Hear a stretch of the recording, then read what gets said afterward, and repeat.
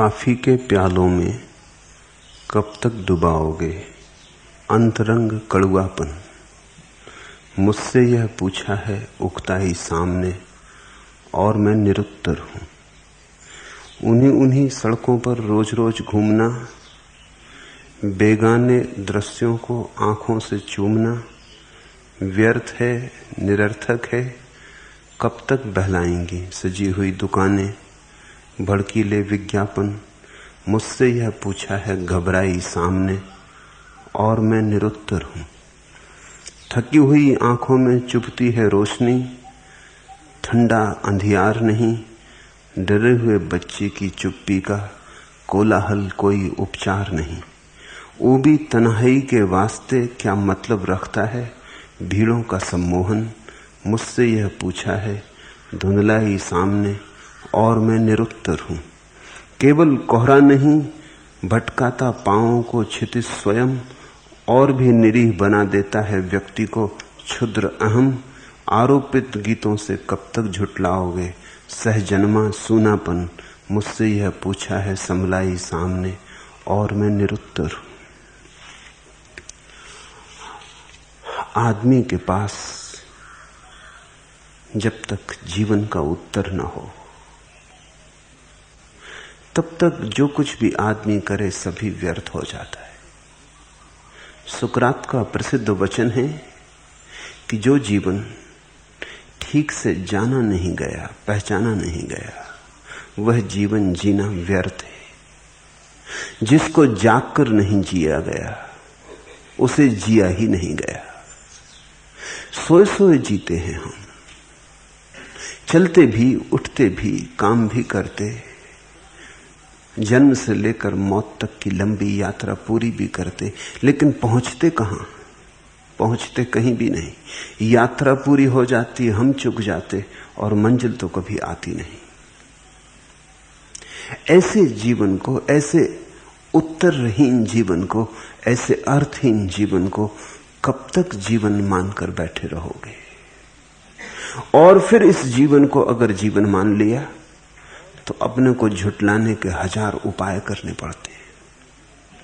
क्योंकि लाख कोशिश करो तो भी कहीं भीतर किसी तल पर तुम्हें लगता रहता है कुछ व्यर्थ हो रहा है, कुछ नाहक किए जा रहे हैं। तो उसे झुटलाने को शराब पियो, संगीत सुनो, वैश्यागामी बनो। उसे झुटलाने को और नए झूठ गढ़ो। उसे भुलाने को विस्मरण के नए उपाय खोजो। उन उपायों को लोग मनोरंजन कहते हैं। मनोरंजन के सभी उपाय आत्मविस्मरण के उपाय हैं। बुद्ध पुरुष कहे जाते भीतर देखो। हम भीतर देखते नहीं क्योंकि भीतर तो अंधियारा है। बुद्ध पुरुष कहते भीतर उजियारा है। हम भीतर देखने में डरते हैं क्योंकि भीतर तो अंधियारे के सिवा कुछ दिखाई नहीं पड़ता। इस अंधियारी रात से जो गुजरेगा वही भीतर की सुबह को उपलब्ध होता है। जो इस अंधियारी रात से डर के बाहर लौट गया उसकी तो सुबह कभी भी नहीं आती। फिर बिना प्रकाश के तृप्ति नहीं है। बिना जीवन का सम्यक बोध पाए तुम जो भी करोगे सब व्यर्थ जाएगा। सम्यक बोध के बाद तुम जो भी करोगे सार्थक होने लगेगा। फिर तुम्हारे हाथ में पारस पत्थर है, तुम जो छुओगे सोना हो जाएगा। मूर्छा ऐसी है कि तुम जो छुओगे, सोना भी छुओगे तो मिट्टी हो जाएगी। देखते नहीं धनी हैं लोग और कैसी निर्धनता भीतर गिरी है। पद पर हैं और भीतर कैसे दीन है। सब है और बिल्कुल खाली है। इसी दौड़ में तुम पड़े हो, इसी दौड़ में प्रत्येक पड़ा है। क्यों? क्योंकि जन्म के साथ तुम्हें जिनका सत्संग मिलता है, अगर उसको सत्संग कहें, तो वे सभी दौड़ रहे। उनके दौड़ने की संक्रामक बीमारी हर बच्चे को लग जाती। हम पागलों की भीड़ में पैदा होते तो पागलों का रोग हमें लग जाता है। स्वभावतः बच्चा वही सीखता है जो दूसरे कर रहे, बाप कर रहा, भाई कर रहा, परिवार कर रहा, समाज कर रहा, दुनिया कर रही। बच्चा वही करने लगता है जो सारी दुनिया कर रही। होश आते आते आदतें मजबूत हो जाती हैं। होश आते आते गलत करने में आदमी बहुत कुशल हो जाता है। इतना कुशल हो जाता है कि अब उससे लौटना भी मुश्किल हो जाता है। उस कुशलता में प्रतिष्ठा मिल जाती। एक कवि बड़ा उदास था। किसी मित्र ने उससे पूछा कि इतने उदास क्यों हो? उसने कहा, मैं उदास इसलिए हूं कि कभी मुझे होना ही नहीं था। और कविता मेरे भीतर से सहज आती भी नहीं। तुकबंद हूं मैं, जबरदस्ती तुकें बांधता रहता हूं। तो उसके मित्र ने कहा, तो फिर छोड़ क्यों नहीं देते? दुनिया में लाख काम है, कोई कविता ही एक काम है। मुझे देखो, मैं तो कोई कवि नहीं हूं, मैं भी जी रहा हूं। उस कवि ने कहा, अब बहुत मुश्किल है, अब मैं प्रसिद्ध हो चुका हूं, अब लोग मुझे कवि की तरह सम्मान देते हैं, अब मैं प्रतिष्ठित हो चुका हूं, अब लौटना मुश्किल है, अब ये प्रतिष्ठा नहीं कमा सकता हूं। और भीतर रस भी नहीं आता है। तब तुम एक दुविधा में पड़ गए, तब तुम्हारे गले में फांसी लगी। जो कर रहे हो उसमें रस नहीं है, जो हो उसमें रस नहीं है। जिसमें रस हो सकता था उसके करने की भाषा भूल गए। जिसमें रस होता वो कभी किया नहीं, उस दिशा में कभी जीवन को बहाया नहीं। इसलिए लोग इतने उदास हैं, इतने थके मांदे हैं, इतने टूटे फूटे हैं, इतना भीतर मरुस्थल जैसा सन्नाटा है। कहीं कोई भीतर संगीत नहीं बजता, सुर नहीं फूटते, रस नहीं बहता। धर्म की खोज पुनः उस रस की खोज है जिससे हम वंचित हो गए, जो हमारी निजी संपदा है, जो होना ही चाहिए। उपनिषद कहते हैं रसो वैसा, उस परमात्मा का स्वभाव रस रूप है, उसी रस की खोज है धर्म। बुद्ध ने आज के सूत्रों में उस रस की खोज के लिए कुछ बड़ी बहुमूल्य बातें कही हैं। पहले सूत्र,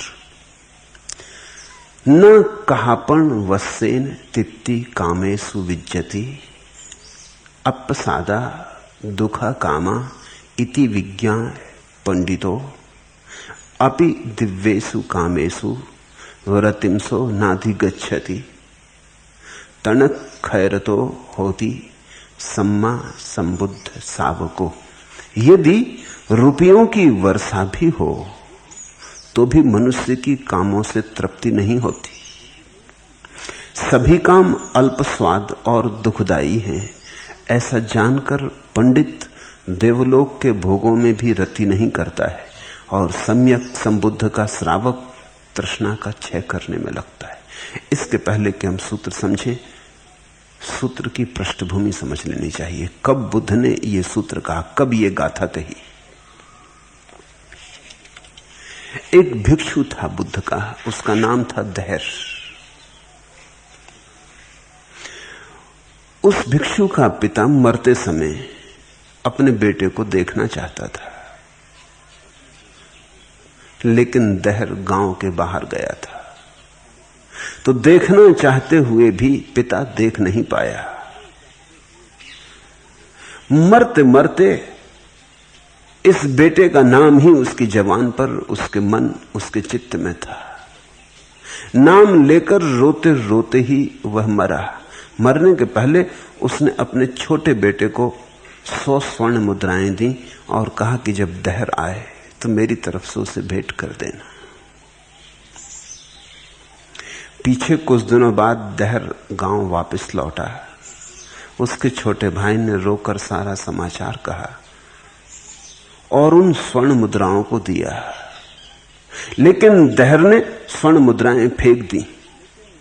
भिक्षु कहीं स्वर्ण मुद्राएं छूता और उसने कहा कि तू भी किस तरह की बात कर रहा है, मुझे भ्रष्ट करना चाहता है। कामनी और कांचन तो त्याज्य है, ये मिट्टी है, तू इनको सोना समझता है।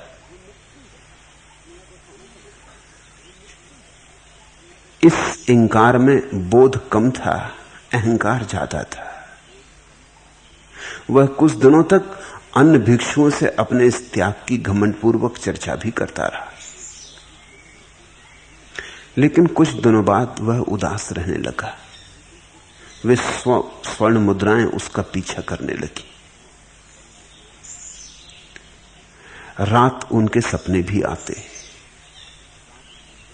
दिन में विचार भी बार बार आता। सोचने लगा क्यों छोड़ दी स्वर्ण मुद्राएं, किसको पता चलता, ले ही लेता, संभाल के रख लेता, वक्त बेवक्त काम पड़ जाती। फिर रोज रोज ये भिक्षा मांगना, दीन की भांति घर घर से भिक्षा मांगना, इससे तो बेहतर था कि उन स्वर्ण मुद्राओं के सहारे सुख सुविधा से जीता। रखा भी क्या है इस भिक्षु होने में। मुझसे बड़ी भूल हो गई। और एक रात ये विचार इतनी तीव्रता से उसे पकड़ा कि उसने सोच ही लिया कि कल सुबह बुद्ध से क्षमा मांगकर भिक्षु का वेश त्याग कर ग्रस्त हो जाऊंगा। भिक्षुओं ने जाकर बुद्ध को खबर दी। उन्होंने कहा यह होगा, ऐसा निश्चित ही था। धन के त्याग में जो प्रशंसा लेना चाहता है वह धन में अपने रस की घोषणा करता है। भोगी और त्यागी में बहुत भेद नहीं है। भोगी धन को पकड़ता, त्यागी धन को छोड़ता, लेकिन दोनों के मन में धन का मूल्य है। दोनों मानते हैं कि धन कुछ है, धन धन है। भोगी लोलुप होकर दौड़ता धन की तरफ, त्यागी भयभीत होकर भागता धन की तरफ से। दोनों की दिशाएं अलग, लेकिन दोनों का राग रंग एक ही है। धन अभी सार्थक है, व्यर्थ नहीं हुआ। इसलिए मैं सोचता था कि यह घड़ी आएगी। असली बोध तो त्याग और भोग दोनों से मुक्ति है। असली बोध न तो धन को पकड़ता है, न धन को छोड़ता है। धन में न पकड़ने योग्य कुछ है, न छोड़ने योग्य कुछ है। फिर उन्होंने दहर को बुलाकर कहा, पागल, इतनी सी स्वर्ण मुद्राओं से होगा भी क्या? 100 स्वर्ण मुद्राएं कितने दिन चलेंगी? इससे तेरी तृष्णा तृप्त होगी? तृष्णा दुष्पूर है। ये थोड़ी सी स्वर्ण मुद्राएं तो और भी अग्नि में घी का काम करेंगी। और तब उन्होंने ये गाथा कही। ये भिक्षु दहर को कहे गए वचन है। तो पहले तो इस घटना को ठीक से समझ लें, आत्मसात कर लें। पहली बात, पिता मर रहा है लेकिन अपना स्मरण नहीं उसे। मरते वक्त भी आदमी और का ही स्मरण करता रहता। ये भी कैसा पागलपन है। जीवन गंवाते हम, मौत का अपूर्व क्षण भी गंवा देते हैं, दूसरे का ही स्मरण चल रहा है। मरते क्षण भी रो रहा है बेटे के लिए, अपने लिए कब रोओगे? मरते क्षण भी बेटे की याद कर रहा है, अपनी याद कब करोगे? जीवन भी गंवाया दूसरों की याद में। मरने की घड़ी भी होश नहीं आता। मौत जैसी पीड़ादायी घड़ी में भी तुम जागते नहीं। मौत का त्रिशूल तुम्हारे प्राणों में छिदा जाता है, फिर भी तुम जागते नहीं। तुम्हारी नींद अद्भुत है। मरते समय आदमी अक्सर ही वही याद करता करता मरता है जो जीवन भर किया, जो जीवन भर का सार निचोड़ है। अनेक लोग सोचते हैं कि मरते समय प्रभु का स्मरण कर लेंगे। इतना आसान नहीं। अगर जीवन भर प्रभु का स्मरण किया हो तो ही मरते समय स्मरण प्रभु का होगा। क्योंकि मृत्यु में तो वही सिकुड़ के बीज बन जाता है जो जीवन भर बोया है। मृत्यु तो तुम्हारे सारे जीवन की परीक्षा है, परीक्षा की घड़ी।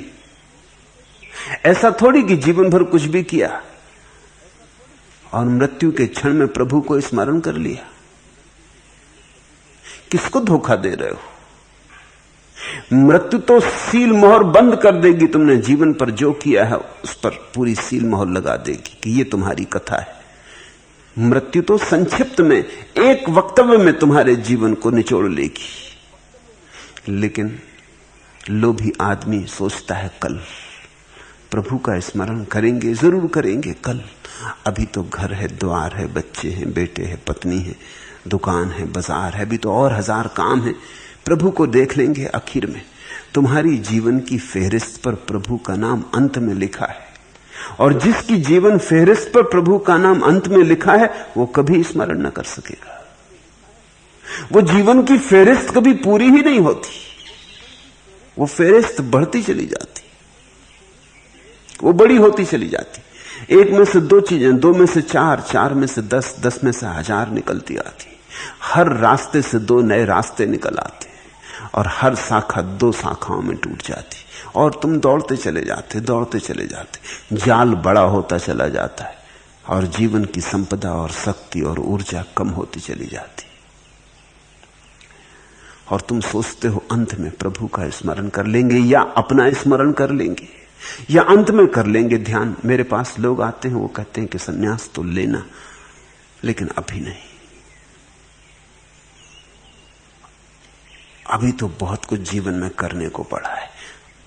जैसे कि सन्यास तब लेना है जब जीवन में कुछ करने को न रह जाएगा। कभी ऐसा हुआ है? कभी किसी के जीवन में ऐसा हुआ है कि ऐसी घड़ी आ गई हो कि अब करने को जीवन में कुछ भी नहीं रह गया? कभी ऐसा नहीं हुआ। जीवन ऐसा मौका ही नहीं देता। जीवन तो एक काम पूरा नहीं हुआ कि 10 नए काम शुरू करवा देता है। एक वासना चुकने के करीब आती नहीं कि 10 वासनाएं पैदा हो जाती। वासना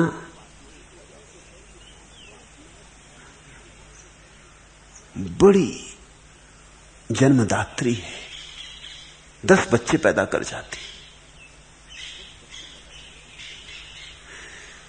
ध्यान बांझ है, विचार बांझ नहीं है।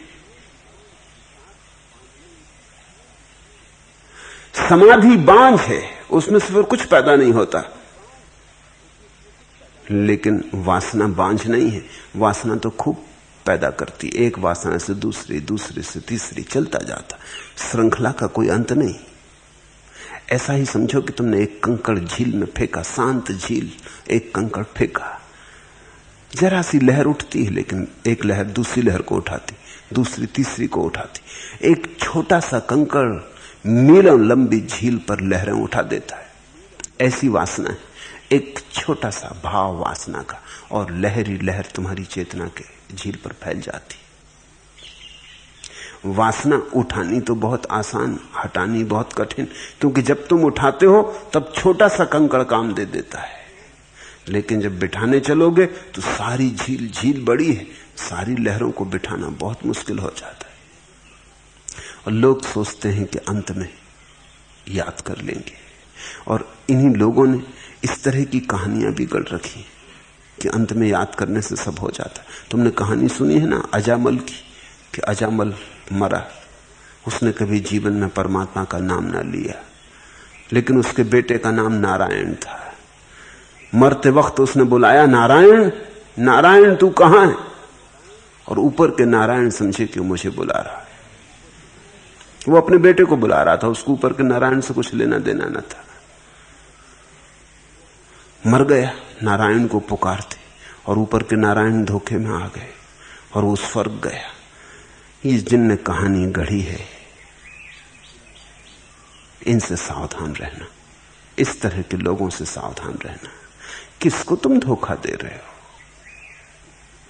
और अगर तुम्हारा परमात्मा इस तरह धोखे में आता है तो 2 कौड़ी का परमात्मा है। इस तरह के परमात्मा का कोई मूल्य नहीं। तुम्हारी आत्मा जिस दशा में होगी वही अंकित होगा अस्तित्व पर, उससे अन्यथा कुछ भी अंकित नहीं हो सकता। तो ये दहर का बाप मर रहा था, बेटा भिक्षु हो गया है, तो भी इसे याद नहीं आती कि कुछ अपनी सोचे, कुछ अपनी सुध ले, बल्कि मरते वक्त आदमी और तीव्रता से दूसरी बातें सोचने लगता है। ये भी एक तरकीब है ताकि मौत दिखाई ना पड़े। जैसे जैसे मौत करीब आने लगती है आदमी की, वैसे वैसे आदमी सब तरह से अपने को उलझा लेता विचारों में ताकि मौत दिखाई ना पड़े। ये भी सांत्वना की तरकीब है, ये अपने को दूसरी दिशा में लगा लेने का उपाय है। तो मरता था, बेटे को देखना चाहता था। मौत भी तुम्हें नहीं बताती कि सब संबंध टूट जाने वाले, सब संबंध मनगढ़ंत थे। कौन बेटा कौन बाप। मौत आ गई, तुम चलने को तैयार हो गए हो, फिर भी इस संसार में पैर रोपे रखना चाहते हो। मरता था बाप, बेटे को देखना चाहता था, लेकिन भिक्षु गया था गांव के बाहर, तो बाप रोता हुआ अपने बेटे का नाम ले लेकर मर गया और 100 स्वर्ण मुद्राएं छोड़ गया। खुद भी जीवन भर धन इकट्ठा किया होगा और अब सब धन छूटा जा रहा है, तो भी अभी उसे समझ में नहीं आया कि धन निर्मूल्य है। अभी वो धन छोड़ जाता है अपने बेटे के लिए। अगर बाप में थोड़ी समझ हो तो बेटे के लिए बोध छोड़ जाएगा। धन क्या छोड़ जाना, धन में खुद अपना जीवन गंवाया और अब बेटे के लिए भी उपाय किए जा रहे हो। अगर बाप में थोड़ा बोध हो तो अपने जीवन की पूरी असली संपदा यानी अनुभव की संपदा, कि धन व्यर्थ है, कि भोग व्यर्थ है, कि दौड़ व्यर्थ है, कि दौड़ा धाड़ी आपाधापी सब कुछ काम नहीं आती, मौत सब छीन लेती। ऐसा सूत्र अपने बेटे को छोड़ जाएगा। मरते वक्त अगर बाप में थोड़ी भी समझ हो तो वो कह जाएगा कि मेरे बेटे को इतनी बात कह देना कि जो जो मैंने किया सब व्यर्थ गया, तू समय मत गंवाना, इसमें मत उलझना।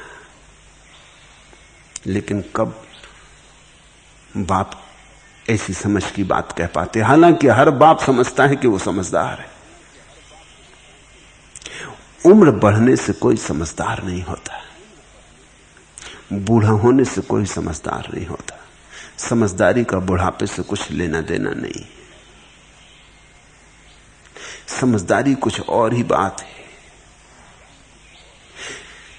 अनुभवों की बहुत बड़ी श्रृंखला से कोई समझदार नहीं होता, लेकिन अनुभवों के बीच में से सार सूत्र खोज लेने से कोई समझदार होता है। तुमने एक बार क्रोध किया, तुमने 2 बार क्रोध किया, तुमने 1000 बार क्रोध किया, इससे थोड़ी समझ बढ़ेगी। सच तो यह है कि तुमने 1000 बार क्रोध किया, ये यही बताता है कि तुम्हारी समझ घटी बढ़ी नहीं। समझदार होते तो एक बार क्रोध कर लेते और समझ जाते कि बात व्यर्थ है। दोबारा करने की क्या जरूरत पड़ती? दोबारा करना पड़ा क्योंकि पहली बार समझ ना आई, तीसरी बार करना पड़ा क्योंकि दूसरी बार समझ ना आई, लाख बार करना पड़ा।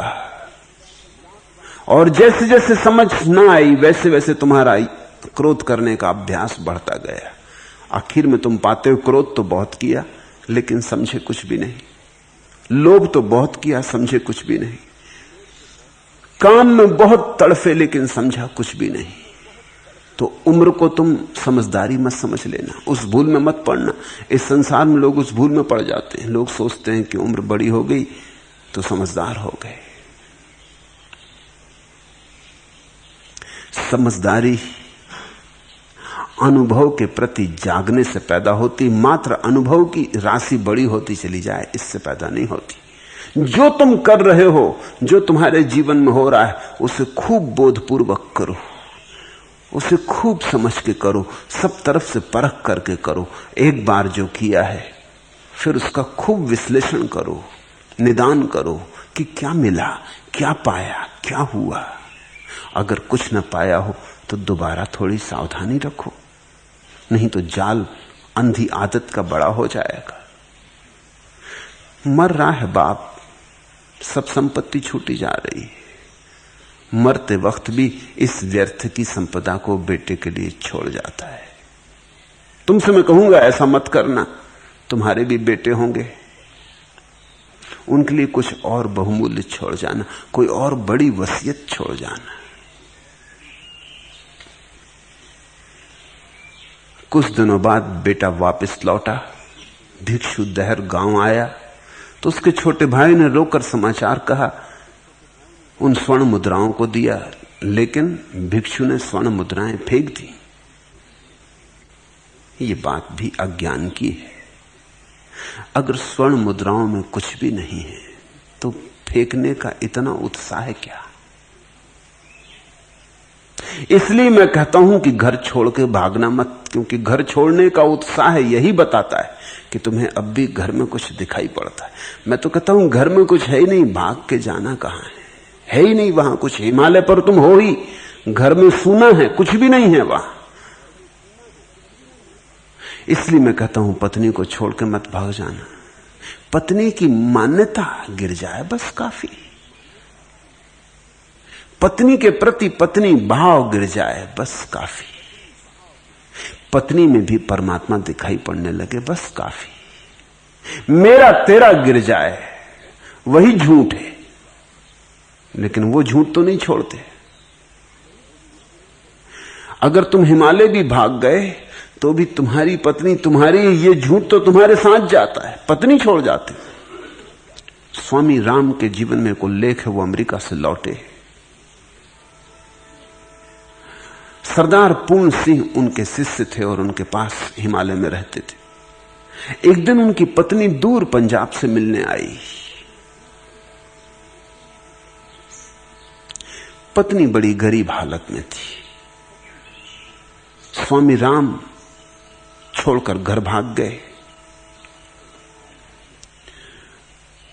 पत्नी किसी तरह पाल रही थी बच्चों को, किसी तरह अपना जीवन चला रही, किसी तरह थोड़े पैसे इकट्ठे करके कि स्वामी राम वापस आए हैं, उनके दर्शन कराए, वो हिमालय गई। स्वामी राम को पता चला तो उन्होंने सरदार पूर्ण सिंह को कहा कि ये झंझट कहां से आ गई, मैं इससे मिलना नहीं चाहता, तुम किसी तरह इसको टालो। सरदार पूर्ण सिंह तो बहुत हैरान हुए, क्योंकि स्वामी राम ने कभी किसी से मिलने से इंकार नहीं किया। कोई भी आया, पुरुष हो कि स्त्री, इस स्त्री से मिलने का इंकार का तो मतलब यही होता है कि इसके प्रति अभी भी पत्नी भाव है, और तो क्या अर्थ होता है। अगर पत्नी भाव गिर गया तो ये भी वैसी स्त्री जैसी और स्त्रियां। जब किसी और से मिलने में कोई रुकावट नहीं तो इससे मिलने में क्या रुकावट, इस बेचारी का क्या कसूर। तो सरदार पूर्ण सिंह ने कहा कि अगर आप इस स्त्री से नहीं मिलेंगे तो मैं आपको छोड़ के जाता हूं। मेरी श्रद्धा डमाडोल हो गई, क्योंकि आप तो कहते हैं कि सब छोड़ चुके, अगर छोड़ चुके तो ये भाव अब तक मन में क्यों है कि ये झंझट कहां से आती। तो झंझट जरूर कहीं भीतर है। स्वामी राम को भी समझ में आया, वो बड़े समझदार बोधवान व्यक्ति थे।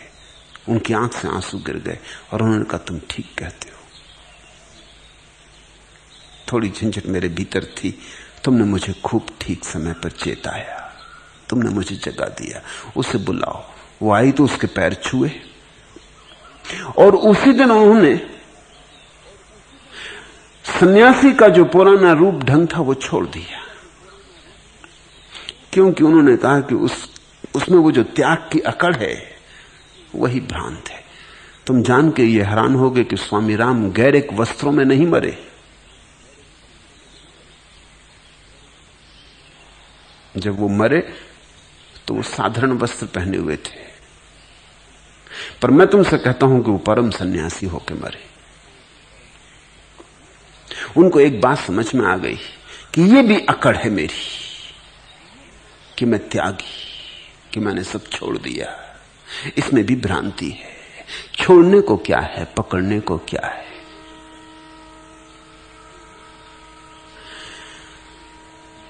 तो ये जो भिक्षु दहर ने स्वर्ण मुद्राएं फेंक दी, ये तो लक्षण है इस बात का कि इस स्वर्ण मुद्राओं में अभी भी रस है, छुपा हुआ रस है, दबाया हुआ रस है, दमन किया हुआ रस है, अचेतन में दबा पड़ा है। ऊपर तो छोड़ दिया है मगर भीतर है। तुम इस बात को जरा जांचना अपने जीवन में। तुम जिन चीजों से भागते हो उनमें तुम्हारा रस होगा। अगर एक सुंदर स्त्री राह से गुजरती और तुम आंखें बचा लेते हो, आंख बचाने से क्या होगा? तुम्हारा आंख बचाना बता रहा है कि तुम्हारा सुंदर स्त्री में रस है। अगर रस खत्म हो गया तो आंख बचाने की झंझट भी क्या? किससे आंख बचानी, क्यों बचानी? तुम ऐसे ही चलते रहोगे जैसे तुम चल रहे थे। सुंदर स्त्री निकली कि कुरूप स्त्री निकली, स्त्री निकली कि पुरुष निकला, कौन निकला कौन नहीं निकला, तुम क्या हिसाब रखोगे? लेकिन सुंदर स्त्री देख के तुम आंख बचा लेते। क्यों? किससे आंख बचा रहे हो? सुंदर स्त्री से या अपनी अचेतन कामना से? अचेतन कामना से अगर आंख बचा रहे हो तो कब तक बचाओगे? वो अचेतन कामना बार बार आएगी, बार बार आएगी, इकट्ठी होकर और मजबूत होगी और बलशाली हो जाएगी। नहीं, आंखें मत बचाओ, ये धोखा महंगा पड़ेगा। अगर स्त्री में रस है तो समझने की कोशिश करो, फिर से समझने की कोशिश करो कि रस क्यों है। इस रस पर ध्यान को लगाओ, पहचानो कि रस क्यों है। और तुम्हारे ध्यान की गहराई बढ़ते बढ़ते एक दिन तुम पाओगे रस जा चुका, क्योंकि रस भ्रांति है, इसलिए जाएगा ही।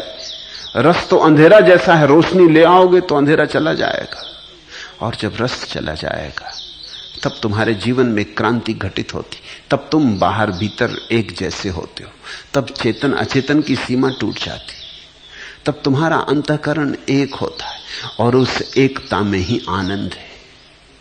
उस एकता में ही तुम्हारे सब खंड, तुम्हारी सब विक्षिप्तता गिर जाती, तुम अखंड हो जाते हो, तुम अद्वैत को उपलब्ध हो जाते हो। उस स्थिति का नाम ही ब्रह्म भाव है। इसने फेंक दिए स्वर्ण मुद्राएं, नाराज हुआ और कहा कि तूने मुझे समझा क्या? मैं त्यागी हूं। स्वर्ण मुद्राएं मुझे देता है, ना समझ, इनमें रखा क्या? ये तो मिट्टी है। मगर मिट्टी को तो इस भांति कोई फेंकता नहीं, या कि फेंकते हो? अगर मिट्टी में तुम्हारे हाथ में दे दो तो तुम फेंकोगे, तुम शायद रख दोगे, तुम कहोगे मिट्टी है, बात खत्म हो गई। फेंकने में तो जोश खरोश है, फेंकने में तो उत्साह है, फेंकने में तो मजा है। फेंकना तो खबर दे रहा है कि तुम डर गए हो, जल्दी छूट जाओ, कहीं ज्यादा देर हाथ में रहेगी स्वर्ण मुद्राएं तो कहीं ऐसा ना हो कि मुट्ठी बंध जाए। इसके पहले कि मुट्ठी बंधे फेंक दो। लेकिन मुट्ठी तो बंध ही गई, तुम्हारे फेंकने में ही बंध गई। इस भ्रांति को अपने जीवन में ख्याल में रखना, ये सबकी भ्रांति। इसलिए इस कहानी को मैं विश्लिष्ट कर रहा हूं ताकि तुम्हें समझ में आ जाए। स्वाभाविक था कि वो भिक्षुओं से अपने त्याग की घमंड पूर्वक चर्चा करने लगा। वो कहने लगा, देखा, यूं फेंक दी 100 स्वर्ण मुद्राएं। जानते हो 100 स्वर्ण मुद्राएं कितनी होती? उस जमाने में 100 स्वर्ण मुद्राएं बहुत थी, पूरा जीवन आदमी मजे से रह सकता था, काफी थी। तो वो चर्चा करने लगा। शायद धीरे धीरे 100 की वो 200 बताने लगा हो, 500 बताने लगा हो, 1000 बताने लगा हो कि देखा, क्योंकि ऐसी तो बढ़ता आदमी, धीरे धीरे झूठ बड़ा होता जाता। अब तो फेंक ही चुका था, 100 थी कि 1000, हिसाब भी भूल गया होगा, कहने लगा होगा हजारों मुद्राएं फेंक दी। मैं एक सज्जन को जानता हूं जिन्होंने घर द्वार छोड़ दिया। होम्योपैथी के डॉक्टर थे। अब आप समझते हैं कि होम्योपैथी के डॉक्टर की कोई खास कमाई तो होती नहीं। होम्योपैथिक डॉक्टर की कमाई एलोपैथी के कंपाउंडर से कम होती। कुछ चलती मिलती भी दुकान नहीं थी, उनको मैं भली भांति जानता था। कोई दुकान चलती भी नहीं थी, ऐसी मक्खी उड़ाया करते थे और अखबार पढ़ा करते थे। फिर पत्नी मर गई, सो उन्होंने संन्यास ले लिया। जब 2 साल बाद मेरा उनसे मिलना हुआ तो वो किसी को कह रहे थे, वो तो संयोग से पहुंच गया, किसी को कह रहे थे कि देखा मैंने लाखों पर लात मार दी, मैंने उनसे कहा कि महाराज, मैं आपको भली भांति जानता। उन्होंने सोचा था कि मैं ऐसी बात बीच में उठा दूंगा। उनके शिष्य वगैरह बैठे थे, उन्होंने सोचा कि तो शिष्टाचार बस भी कोई नहीं कहेगा, इसलिए वो कह गए थे। और कोई हिसाब से थोड़ी कहा था लाखों, यानी कोई ऐसा थोड़ी कि लाखों ही। थोड़े झिझके। मैंने कहा कि आप जरा ठीक से कहें, कितने रुपए पोस्ट ऑफिस में थे जब आपने छोड़े? क्योंकि मुझे पक्का पता है अगर रुपए होते तो आप छोड़ते नहीं, ये भी मुझे पता है। कुछ था ही नहीं, छोड़ने का मजा ले लिया है। लाखों छोड़ दिए आप कहते हैं। लाखों होते तो आप बैठ के होम्योपैथी की प्रैक्टिस करते। किसको दे आए लाखों? कहां हैं वो लाखों? बहुत नाराज हो गए, गुस्से में आ गए। मैंने कहा कि गुस्से की कोई बात नहीं, लेकिन कैसे आपने बढ़ा लिया ये?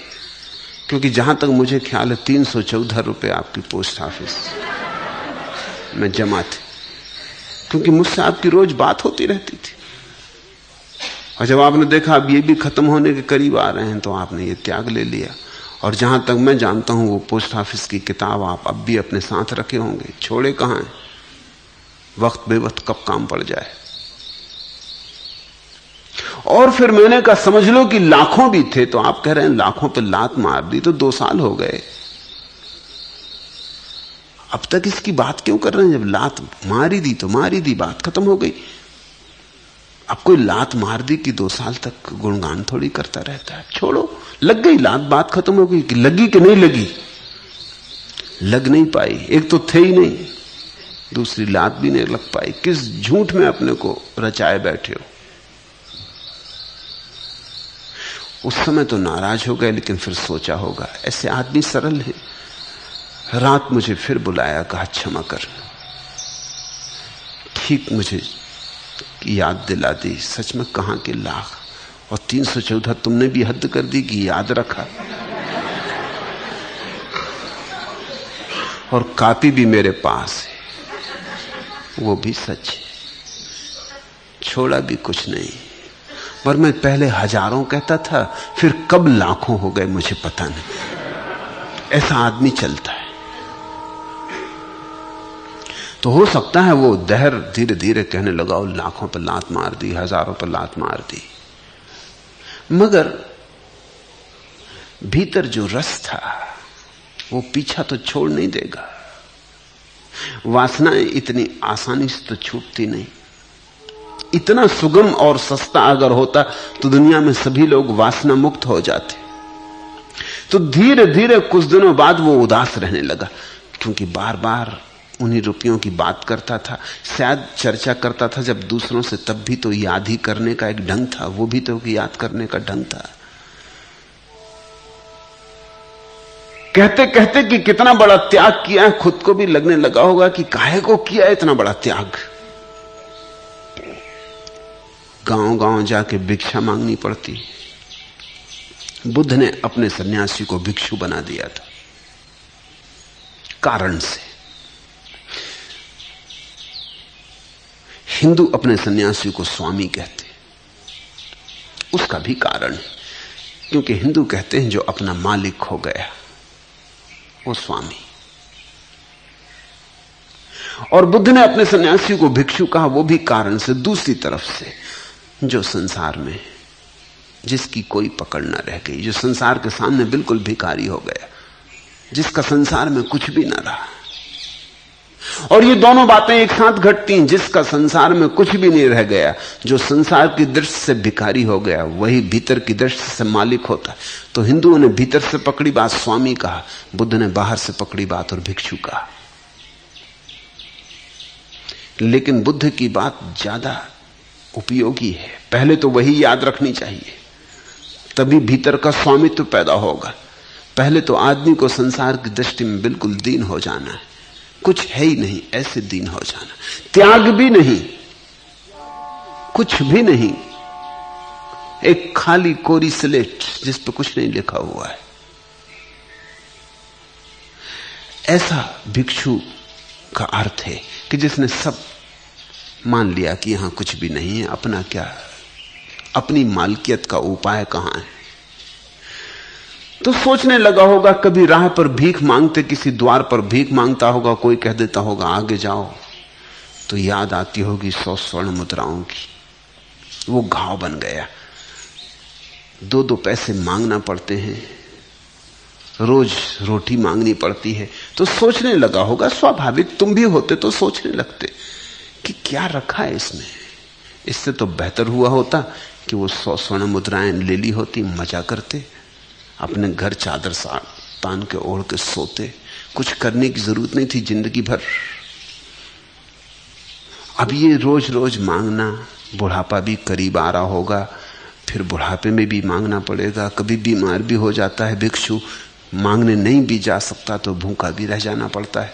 और बुद्ध कहते थे कल के लिए इकट्ठा भी मत करना, आज जो मिल गया भोजन कर लिया, अगर कुछ बच गया तो बांट देना, कल फिर मांग लेना।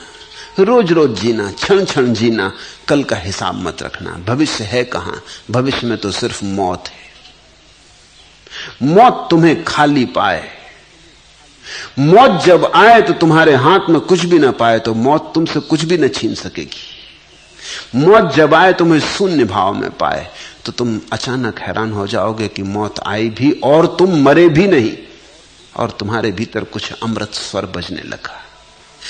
अक्सर यही होता है कि मौत जब आती तब हम चिंतित हो जाते, मेरे मकान का क्या होगा, मेरे बेटे का क्या होगा, मेरी दुकान का क्या होगा।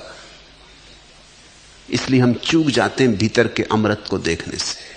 हम उन्हीं चीजों में उलझ जाते हैं जो मौत हमसे छीन लेगी। ये पत्नी, ये बेटे, ये धन, ये दौलत, ये सब जा रही, हम इसी में उलझ जाते हैं। हम हिसाब लगाने लगते हैं कि जीवन भर गंवाया, इतना कमाया, मौत यूं लिए जा रही। वो जो क्षण भर का मौका मिलता है जब मौत हमसे सब छीनती है, अगर उस वक्त हमारे पास कुछ भी ना हो, मैं ये नहीं कह रहा हूं कि तुम मकान में ना रहो, दुकान में ना रहो, अगर उस वक्त तुम्हारे पास ये साफ बोध हो कि अपना यहां कुछ भी नहीं, खाली हाथ आए थे, खाली हाथ जाना है, मौत क्या खाक छीन लेगी। हमने कभी अपना कुछ बनाया ही नहीं तो मौत क्या छीन लेगी।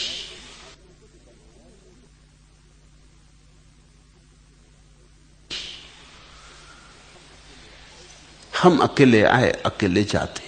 ऐसी भाव दशा हो तो जब मौत तुमसे छीनने की कोशिश करेगी तब तुम्हारी सारी दृष्टि अपने भीतर के अमृत पर पड़ेगी। मौत शरीर छीन लेगी, मौत और क्या छीन सकती, लेकिन तुम शरीर तो नहीं हो।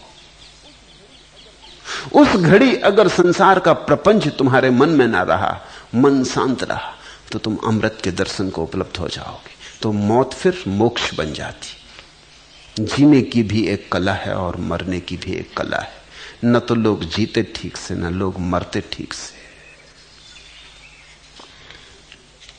तो वो सोचने लगा कि दीन की भांति जीने से तो अच्छा था कि स्वर्ण मुद्राएं ले लेता। फिर एक रात तो बात बहुत हो गई, सो ही ना सका होगा। सोचते सोचते उसने तय ही कर लिया। सुबह अपने मित्रों को कहा कि आज तो जाके भगवान के चरणों में निवेदन कर दूंगा कि संभालो अपना ये सन्यास। मैं तो चला, वो स्वर्ण मुद्राएं मेरी प्रतीक्षा कर रही, मैं सुख से जीऊंगा। हो गया बहुत, ये झंझट अपने से नहीं होती। फिर सार भी क्या है, पाया भी क्या। मेरे पास लोग आ जाते कि सन्यास लिया था, साल भर हो गया, अभी तक कुछ मिला नहीं, तो छोड़ दें सन्यास। मैं उनसे पूछता हूं, संसार में रहते जन्म जन्म हो गए, कुछ ना मिला, और सन्यास साल भर हुआ और कुछ ना मिला, और छोड़ने की तैयारी, तो शायद लिया ही ना होगा। छोड़ते वही हैं जिन्होंने कभी लिया ही नहीं। जिसने लिया है छोड़ने को है भी क्या, संसार में पकड़ने को बाकी क्या है। जिसने समझ के लिया कि संसार में कुछ भी नहीं है, अब सन्यास का और क्या मतलब होता है। सन्यास का इतना ही अर्थ होता है, संसार में कुछ भी नहीं। अगर तुम कहते हो कि सन्यास छोड़ना है, तो इसका अर्थ हुआ कि सन्यास छोड़ना है अर्थात संसार में कुछ है, वापस जाते। ये दहर भिक्षु वस्तुतः सन्यासी नहीं था। होता तो ये बात ही ना उठती, होता तो दीनता पता ही ना चलती। लेकिन ये 100 स्वर्ण मुद्राओं ने सब डमाडोल कर दिया। छोटी छोटी बातें दिक्कत में डाल देती। मेरे एक मित्र सामने बैठे, सन्यासी थे, फिर कुछ छोटी सी बात के लिए छोड़ दिया। छोटी सी बात, 100 स्वर्ण मुद्राओं की ही बात, अड़चन थी। सन्यासी रह के शायद समाज में जो मिल सकता था वो नहीं मिल रहा था। किसी कॉलेज के प्रिंसिपल हो सकते थे, वो नहीं हो पा रहे थे। असुविधा आ रही थी, छोड़ दिया। लेकिन प्रिंसिपल होकर क्या हो जाएगा? धन पालोगे थोड़ा ज्यादा तो क्या हो जाएगा? ऐसे आदमी अपने को गंवाता है। और ध्यान रखना कि सन्यास कोई साल, 2 साल, 3 साल का संबंध नहीं है। ये तो बोध है कि संसार में कुछ भी नहीं है। तो एक दफा जो सन्यास में उतरा सो उतरा, लौटने की कोई जगह नहीं है। पीछे जाएगा कहां? लौटने को कोई स्थान नहीं बचता। तो उसकी तकलीफ तुम समझना, वो तकलीफ तुम्हारी भी है, बहुतों की है। आज तुमने सन्यास ले लिया, कल तुम जिस दफ्तर में काम करते हो, अगर उन्होंने कहा कि देखो अगर सन्यासी रहे तो पदोन्नति नहीं होगी, रहे आओ। क्लर्क हो तो क्लर्क ही रहोगे, हेड क्लर्क ना हो पाओगे। शिक्षक हो तो शिक्षक रहोगे, हेडमास्टर ना हो पाओगे। बाधा डालेंगे, अड़चन डालेंगे। मन कई बार होगा कि कहां की झंझट में पड़ गए, छोड़ के हेडमास्टर ही हो जाते। लेकिन हेडमास्टर हो जाओगे, हेड क्लर्क हो जाओगे, पाओगे क्या? थोड़ी स्वर्ण मुद्राएं और मौत सब छीन लेगी, थोड़ी कि ज्यादा कोई अंतर नहीं करेगी मौत। तो उस आदमी की तकलीफ समझना, वो तुम्हारी भी तकलीफ है। भिक्षुओं ने बुद्ध को खबर दी। बुद्ध ने कहा ऐसा होगा, यह निश्चित था। क्योंकि धन के त्याग में जो प्रशंसा लेना चाहता है, वह धन में अपने रस की घोषणा करता है। धन छोड़ने में प्रशंसा क्या है? तो जब इसने धन फेंका और कहा कि हटाओ ये मिट्टी है, और जब ये लोगों से कहने लगा कि देखो मैंने कैसा धन छोड़ दिया, कैसा महात्यागी हूं, तभी से मैं सोच रहा हूं कि आज नहीं कल ये भिक्षु सन्यास छोड़ने की तैयारी करेगा। भोगी और त्यागी में बहुत भेद नहीं। असली बात तो तब घटती है जब बोध पूर्वक तुम्हें दिखाई पड़ता है कि संसार खाली है, यहां कुछ भी नहीं है। तब न तो छोड़ना है न पकड़ना है। तब एक नया ढंग है जीवन का, होने की एक नई शैली है। फिर उन्होंने दहर को बुलाकर कहा, पागल, इतनी सी स्वर्ण मुद्राओं से क्या होगा? 100 स्वर्ण मुद्राएं, चल ठीक, लेकिन इससे होगा क्या? इससे तेरी तृष्णा तृप्त होगी। 100 मिल जाने पर तू और न मांगेगा। जब एक एक स्वर्ण मुद्रा खत्म होने लगेगी खर्च से, तो तेरे मन में पीड़ा ना आएगी कि अब थोड़ा कमा के 100 तो कम से कम पूरी रखूं। तो ऐसे तो धीरे धीरे सब खत्म हो जाएगा। एक दिन फिर तू भिखारी का भिखारी हो जाएगा, और वो भिखारी भिखारीपन होगा, और ये भिक्षुपन भिक्षुपन है। इन दोनों में फर्क है, भिखारी और भिक्षु में फर्क है। भिखारी वो है जिससे धन छिन गया, और भिक्षु वो है जिसने धन की व्यर्थता जान के छोड़ दिया। तो भिखारी दीन है, भिक्षु दीन नहीं है। भिखारी रो रहा है, भिक्षु प्रसन्न है। भिखारी अपमानजनक शब्द है, भिक्षु सम्मानजनक शब्द है। इसलिए हमने बुद्ध को भिक्षु कहा, महावीर को भिक्षु कहा। हमने बड़ा सम्मान दिया, सम्राटों से ज्यादा सम्मान हमने भिक्षुओं को दिया। दुनिया की और किसी भाषा में भिखारी के लिए 2 शब्द नहीं है, सिर्फ भारत की भाषा में।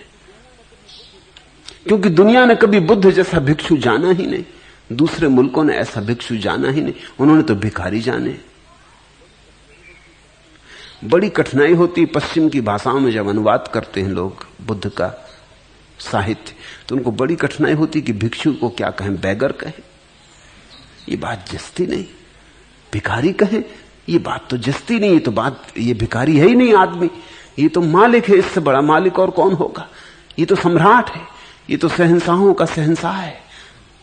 चक्रवर्ती इसके पैरों में सिर झुकाते हैं। इसको भिखारी कहने, भिखारी तो नहीं कह सकते, फिर इसको कहें क्या? कोई दूसरा शब्द नहीं है। भिक्षु बड़ा अद्भुत शब्द है।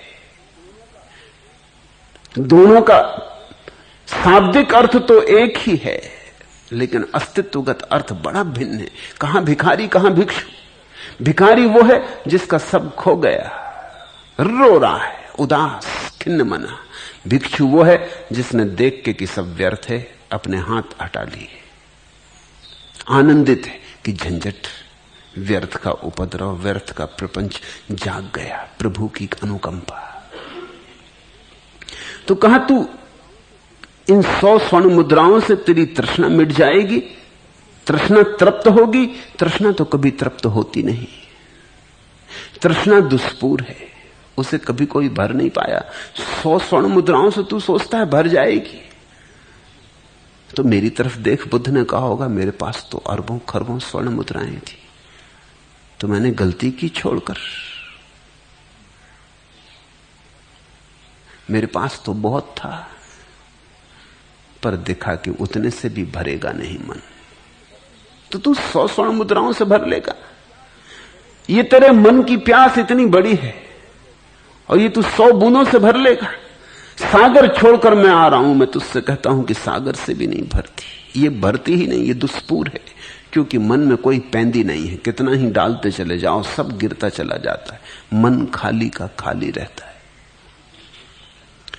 हां, इतना हो सकता है कि ये थोड़ी सी स्वर्ण मुद्राएं तेरी अग्नि में और घी का काम कर दें और उसे प्रज्वलित कर दें, फिर तेरी मर्जी। तब उन्होंने ये गाथाएं कही, यदि स्वर्ण की वर्षा हो तो भी मनुष्य की कामों से तृप्ति नहीं होती। न कहापण वसेन तित्ती कामेषु विज्जति। 100 से तो क्या होगा अगर वर्षा भी हो जाए, वर्षा ही होती रहे स्वर्ण मुद्राओं की तेरे घर पर, तो भी तेरी तृप्ति नहीं होगी। क्योंकि मैं ऐसे ही घर से आता हूं जहां स्वर्ण की वर्षा ही हो रही थी। मेरी तरफ देख, बुद्ध ने कहा, सभी काम अल्प स्वाद और दुखदाई है। स्वाद है काम में, कामना में, वासना में, लेकिन अल्प स्वाद है। जब जीभ पे रखते हो तभी क्षण भर को लगता है मीठा, और फिर तत्क्षण कड़वा हो जाता है। वो मीठा बहाना है। तुमने देखा ना, डॉक्टर गोलियां देता, कड़वी गोलियां, उनके ऊपर शक्कर की थोड़ी सी परत चढ़ी होती, शक्कर का कोट चढ़ा होता। उस शक्कर के कोट की वजह से तुम गटक जाते हो। जरा मुंह में रख के देखना, थोड़ी देर रखे रहना, शक्कर का कोट गल जाने देना, तब तुम्हारा मुंह एकदम कड़वापन से भर जाएगा। ऐसा ही है, जिसको तुम सुख कहते हो वो शक्कर की परत है। जहर पी रहे हो सुख के नाम से। अल्प स्वाद, अपसादा दुखा कामा इति विज्ञाय पंडितो। और पंडित बुद्ध कहते हैं वही है, वह नहीं जिसको बहुत शास्त्रों का ज्ञान है। पंडित वही है जो इस बात को जानता है कि सभी काम अल्प स्वाद है और दुखदाई, अंततः दुखदाई। क्या तुमने भी ऐसा जीवन में नहीं पाया? जहां जहां सुख पाया वहीं वहीं दुख नहीं पाया? जिससे सुख की आशा बांधी उसी से दुख नहीं मिला? जहां सुख की आशा ने पैर जमाए वहीं तुमने दुख का नरक नहीं पाया? अपने भीतर ही तलाशो, क्योंकि ये जो बुद्ध के वचन हैं ये कोई तर्क, सिद्धांत और शास्त्र की बात नहीं है। ये तो जीवन का शुद्ध अनुभव है। बुद्ध तो बड़े वैज्ञानिक हैं, वो तो उतना ही कहते हैं जितना जीवन का अनुभव है। तुम भी पाओगे, तुम भी अपने अनुभव से गवाही दे सकोगे कि बुद्ध ठीक कहते हैं। ऐसा जानकर पंडित देवलोक के भोगों में भी रति नहीं करता। इस संसार का सुख तो व्यर्थ है ही, बुद्ध कहते हैं स्वर्ग का सुख भी व्यर्थ है, क्योंकि वो बहुत काल तक चलता है लेकिन फिर एक दिन चुक ही जाता है, और जब सुख चुकता है तो आदमी पुनः दुख में गिर जाता।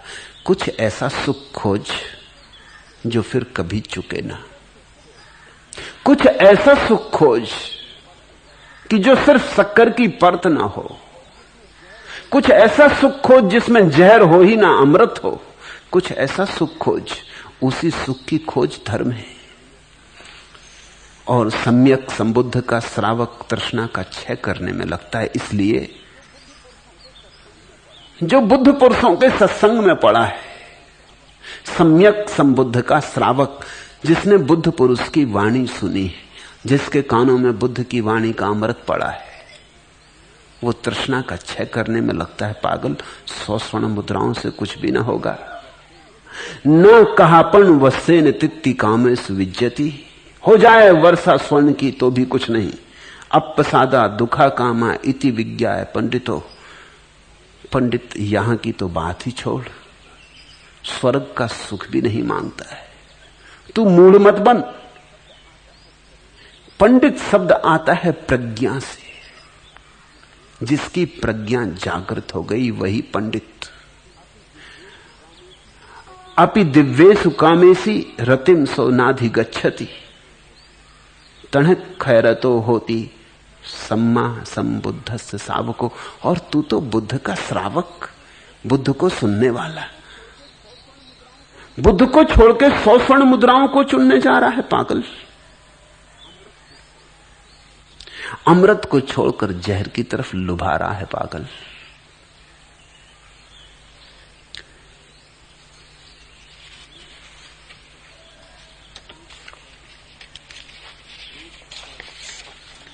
एक स्वर पास आता रहा रात भर, दूर मन प्राण जाता रहा रात भर। गीत कोई कहीं गुनगुनाता रहा, मैं घरौंदे बनाता रहा रात भर। माधवी की मधुर गंध आती रही, उस सनातन त्रसा को जगाती रही। चांदनी शोक सांकल हिला देह की, क्षण यहां क्षण वहां मुस्कुराती रही। और रूठी हुई फूल की स्वामिनी को बियावा मनाता रहा रात भर। गीत कोई कहीं गुनगुनाता रहा, मैं घरौंदे बनाता रहा रात भर।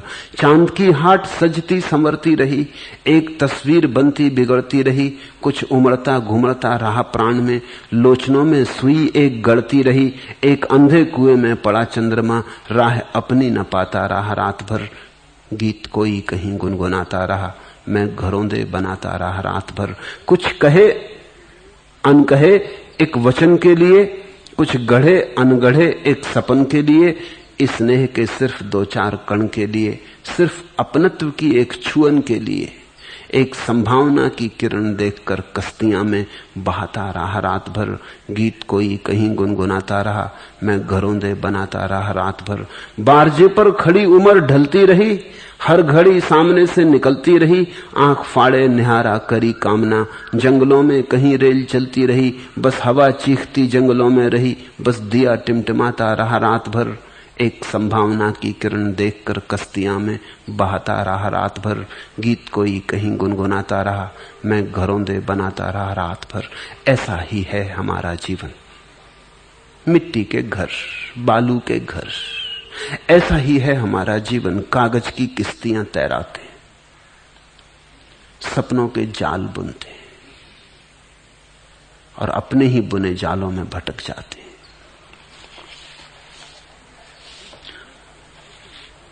दूसरा सूत्र, मनुष्य भय के मारे पर्वत वन उद्यान वृक्ष और चैत्य आदि की शरण में जाता है, लेकिन ये शरण मंगलदायी नहीं है, ये शरण उत्तम नहीं है, क्योंकि इन शरणों में जाकर सब दुखों से मुक्ति नहीं मिलती।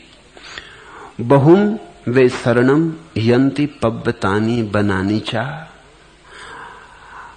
आराम रुक्ष चैत्यानी मनुष्या भय तज्जीता। आदमी भय के कारण ही भगवानों की पूजा कर रहा है, भय के कारण उसने मंदिर बनाए, भय के कारण प्रार्थनाएं खोजी। बहुवे शरणम यंती पवत्तानी बनानी चा। कभी वृक्ष की पूजा करता है, कभी पत्थर की पूजा करता है, लेकिन गौर से देखना, कभी मंदिर में मूर्ति रख के पूजा करता है, कभी मस्जिद में बिना मूर्ति के पूजा करता है। लेकिन गौर से देखना, मंदिर में कि मस्जिद में कि गुरुद्वारे में कि चैत्यालय में कि शिवालय में कि गिरजे में आदमी भय के कारण ही घुटने टेके खड़ा है। और बुद्ध कहते हैं जो भय के कारण घुटने टेके खड़ा है वो सत्य को कभी भी ना जान पाएगा।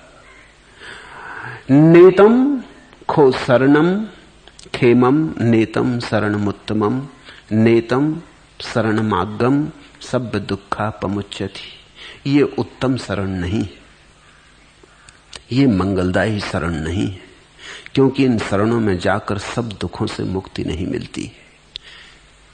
यह सूत्र एक विशिष्ट परिस्थिति में बुद्ध ने कहा। कब गाथा कही उसे समझ लें।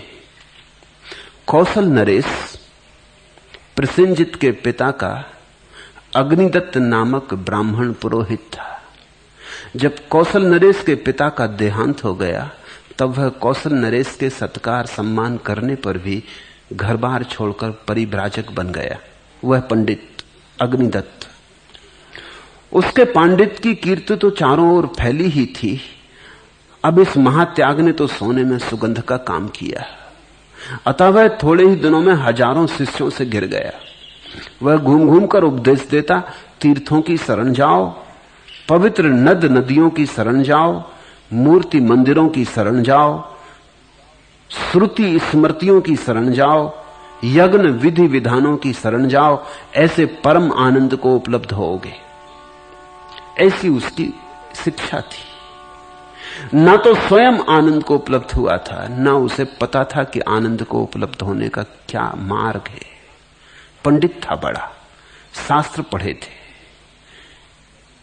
विधि विधान यज्ञ का बोध था उसे, क्रियाकांडी था, शास्त्रों का उल्लेख कर सकता था, शास्त्रों के उदाहरण दे सकता था।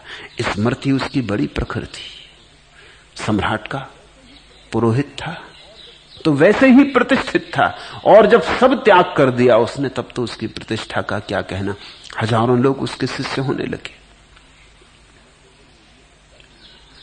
न केवल वो ये कहता कि नदी, पहाड़ों, मंदिरों, मूर्तियों, श्रुति स्मृतियों, शास्त्रों की शरण जाओ, वो बुद्ध के विपरीत भी कहता है।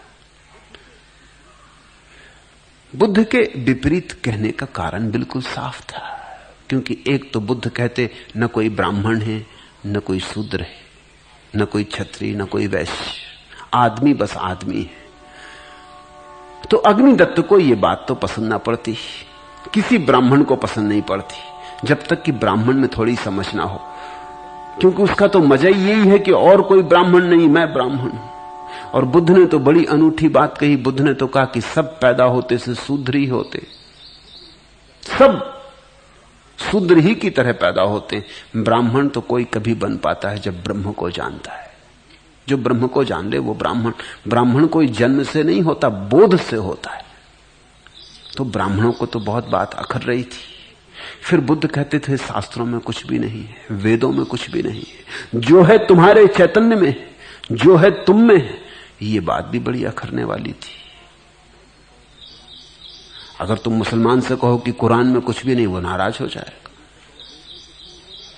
अगर हिंदू से कहो वेद में कुछ नहीं, वो नाराज हो जाएगा। और की तो छोड़ो, अगर तुम बौद्ध से कहो धम्मपद में कुछ भी नहीं, तो वो नाराज हो जाएगा। यद्यपि शास्त्र में कुछ भी नहीं है, जो है तुम्हारे चैतन्य में है। और जब तुम्हारे चैतन्य में जगता है तो शास्त्र में भी दिखाई पड़ने लगता है। और जब तक चैतन्य में ना जगे कोई शास्त्र तुम्हें जगा नहीं सकता। तो बुद्ध शास्त्र विरोधी, वर्ण विरोधी, आश्रम विरोधी, क्योंकि बुद्ध ने कहा कि जिसको भी सन्यास लेना है तब वो एक क्षण की देर ना करे। हिंदू तो कहते थे बुढ़ापे में लेना सन्यास। उन्होंने तो आश्रम बांट रखे थे, 25 साल तक ब्रह्मचारी रहो, फिर 25 साल तक ग्रस्त रहो, फिर 25 साल तक वानप्रस्थ रहो, फिर अगर बच रहे 75 साल के बाद अगर बच रहे तो सन्यासी हो जाओ। ऐसा लगता है कि ये तो बहुत मुश्किल था, क्योंकि वैज्ञानिक खोजों से पता चलता है कि पुराने जमाने में, आज से 5000 साल पहले, अधिक से अधिक उम्र तक आदमी 40 साल तक पहुंचता था। कभी कभी कोई इसके पार जाता था, बहुत मुश्किल से इसके पार जाता था। हड्डियां मिली हैं जो अब तक खोजों से, उनमें कभी भी 40 साल से पुरानी हड्डी नहीं मिली। तो ये तो बात बड़ी उलझन की थी। कभी कभी होता था कोई आदमी 80 जीता था, कोई 100 भी जीता था, वो अब भी होता है। अब भी कोई आदमी 80 जीता, कोई 100 जीता है, लेकिन औसत उम्र तो अब भी वहीं अटकी हुई है। हिंदुस्तान में औसत उम्र 34 साल है अभी भी, इतनी वैज्ञानिक औषधियों की खोज के बाद भी। तो औसत उम्र 40 साल से ज्यादा नहीं थी। तो 100 साल का होना तो बड़ी देर की बात थी, बड़ी मुश्किल बात थी। पहले तो 75 के जब तुम हो जाओगे तब सन्यास की आज्ञा थी। तो सन्यासी कौन हो पाता? कोई बिल्कुल बूढ़े ठूढ़े बच गए, अगर जिंदगी ने न मार डाला तो, और वो भी अनिवार्य तो नहीं, क्योंकि मैं 75 साल के लोगों को भी देखता हूं, वो भी अभी सोच नहीं रहे सन्यास की। बुद्ध ने ये धारा तोड़ दी। बुद्ध ने कहा ये सब तो आदमियों को वंचित रखना है, जिसको जब सन्यासी होना हो। अगर 10 साल का बच्चा सन्यासी होना चाहता तो बुद्ध ने कहा मैं सन्यास दूंगा, क्योंकि कौन तय कर सकता है कि कल वो बचेगा कि नहीं। मेरे से लोग आके पूछते हैं कि आप छोटे बच्चे को सन्यास दे देते हैं। मैं कहता हूं सवाल ये है कि अगर वो कल बचेगा इसका पक्का हो तो कल दे देंगे, लेकिन कल का कुछ भी पक्का नहीं, परसों का कुछ भी पक्का नहीं है। समय तो यूं बहा जा रहा है और कभी भी मौत आ सकती। और मौत कोई आश्रम को मानती नहीं कि हम 100 साल के बाद आएंगे, क्योंकि मौत कोई हिंदू थोड़ी है।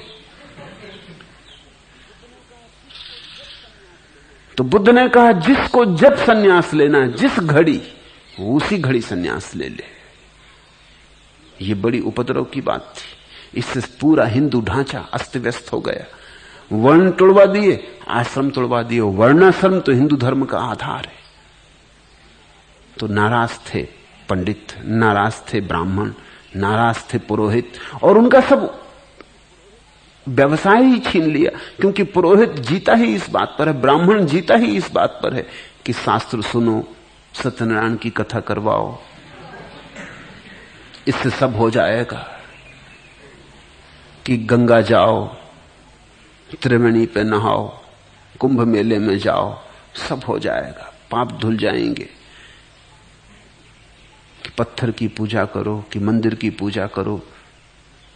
ऐसे ब्राह्मण जीता रहा है, ये उसका व्यवसाय है। तो बुद्ध ने तो जड़ काट दी, सारा व्यवसाय उखाड़ दिया। बुद्ध कहते हैं अपने भीतर जाओ। अपने भीतर जाने के लिए किसी पुरोहित की कोई जरूरत नहीं। बुद्ध कहते हैं तुम्हारा भगवान तुम्हारे भीतर, किसी को बीच में लेने की आवश्यकता नहीं है। इशारा समझ लो और अंदर चले जाओ। तो नाराज था वो। और जैसा बुद्ध कहते थे बुद्धत्व की शरण जाओ, ऐसा वो कहता था बुद्धत्व की शरण से क्या होगा, तुम शास्त्र की शरण जाओ, परंपरा की शरण जाओ। एक बार यह अग्निदत्त अपने शिष्यों सहित श्रावस्ती के पास विहार कर रहा था, और भगवान बुद्ध भी श्रावस्ती में विराजमान थे। तो भगवान ने अपने एक प्रमुख शिष्य मौदगलायन को बुलाकर कहा। मौदगलायन भगवान के जीवित जी संबोधि को उपलब्ध हो गया था, वो परम ज्ञान को उपलब्ध हो गया था। तो उन्होंने मौदगलायन को बुला के कहा कि जाओ इस बेचारे अग्निदत्त को भी जगाओ, फिर अगर जरूरत पड़ी तो मैं भी आऊंगा। तो मौदगलायन गए, लेकिन सोयों को जगाना इतना आसान तो नहीं। फिर सोए हुए पंडित हों तो और भी मुश्किल, और फिर उनके पास शिष्यों की भीड़ हो तब तो करीब करीब असंभव। लेकिन भगवान ने कहा तो मौदगलायन गए। अग्निदत्त ने तो उनमें जरा भी रुचि न ली, उसने तो उनसे बैठने को भी न कहा। वो तो विवाद पर तैयार हो गया। वो तो विवाद करने ना आए थे, वो तो कोई संदेश देने आए थे, लेकिन वो संदेश सुनने को भी राजी ना था। ऐसे बातचीत में रात हो गई तो मोदगलायन ने कहा कि मुझे कम से कम रात तो आपके आश्रम में रुक जाने दें। लेकिन अग्निदत्त ने, इस आश्रम में इस तरह के लोगों के रुकने का कोई संभावना नहीं। तुम भ्रष्ट हो और तुम दूसरों को भ्रष्ट करना चाहते हो। एक बुद्ध पुरुष को भी देख के पंडित पहचान ना सका। पंडित की आंखें ऐसी अंधी होती, शास्त्रों से इतनी भरी होती हैं कि सामने ज्योति खड़ी हो तो भी दिखाई नहीं पड़ती। मजबूरी थी तो मोदगलायन पास में ही बालूका की एक राशि पर नदी के किनारे जाके सो रहे। ठंडी रात थी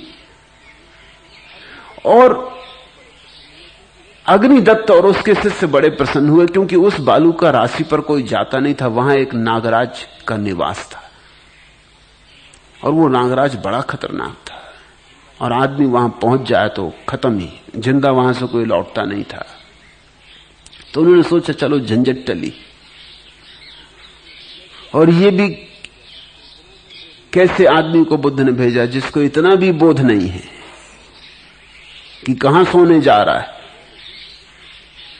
यहां मौत आएगी। सुबह तो जल्दी जल्दी शिष्य उठे अग्निदत्त के और देखने गए कि देखें मरा हुआ पड़ा होगा बेचारा। वहां जाके देखे तो चकित हो गए। वो तो ध्यान लगाए बैठे और नागराज अपना फन उनके ऊपर किए रक्षा कर रहा है। चकित भागे सभी शिष्य। अग्निदत्त अकेला रह गया, अपने आसन पर बैठा। उसे बड़ा बुरा भी लगा, बड़ी गिलानी भी हुई, उत्सुकता भी जगी। वो भी देखना चाहता था तो वैसा ही जैसे बच्चे होते हैं, कोई बोध तो उसे था नहीं। उत्सुकता कुतूहल वो भी पीछे से आया, चुपचाप आके देखा। हुआ चमत्कृत। मोदगलायन को देखकर जो जरा भी प्रभावित न हुआ था वो भी इस चमत्कार को देख के प्रभावित हुआ। मूढ़ों के प्रभावित होने के अपने ढंग होते।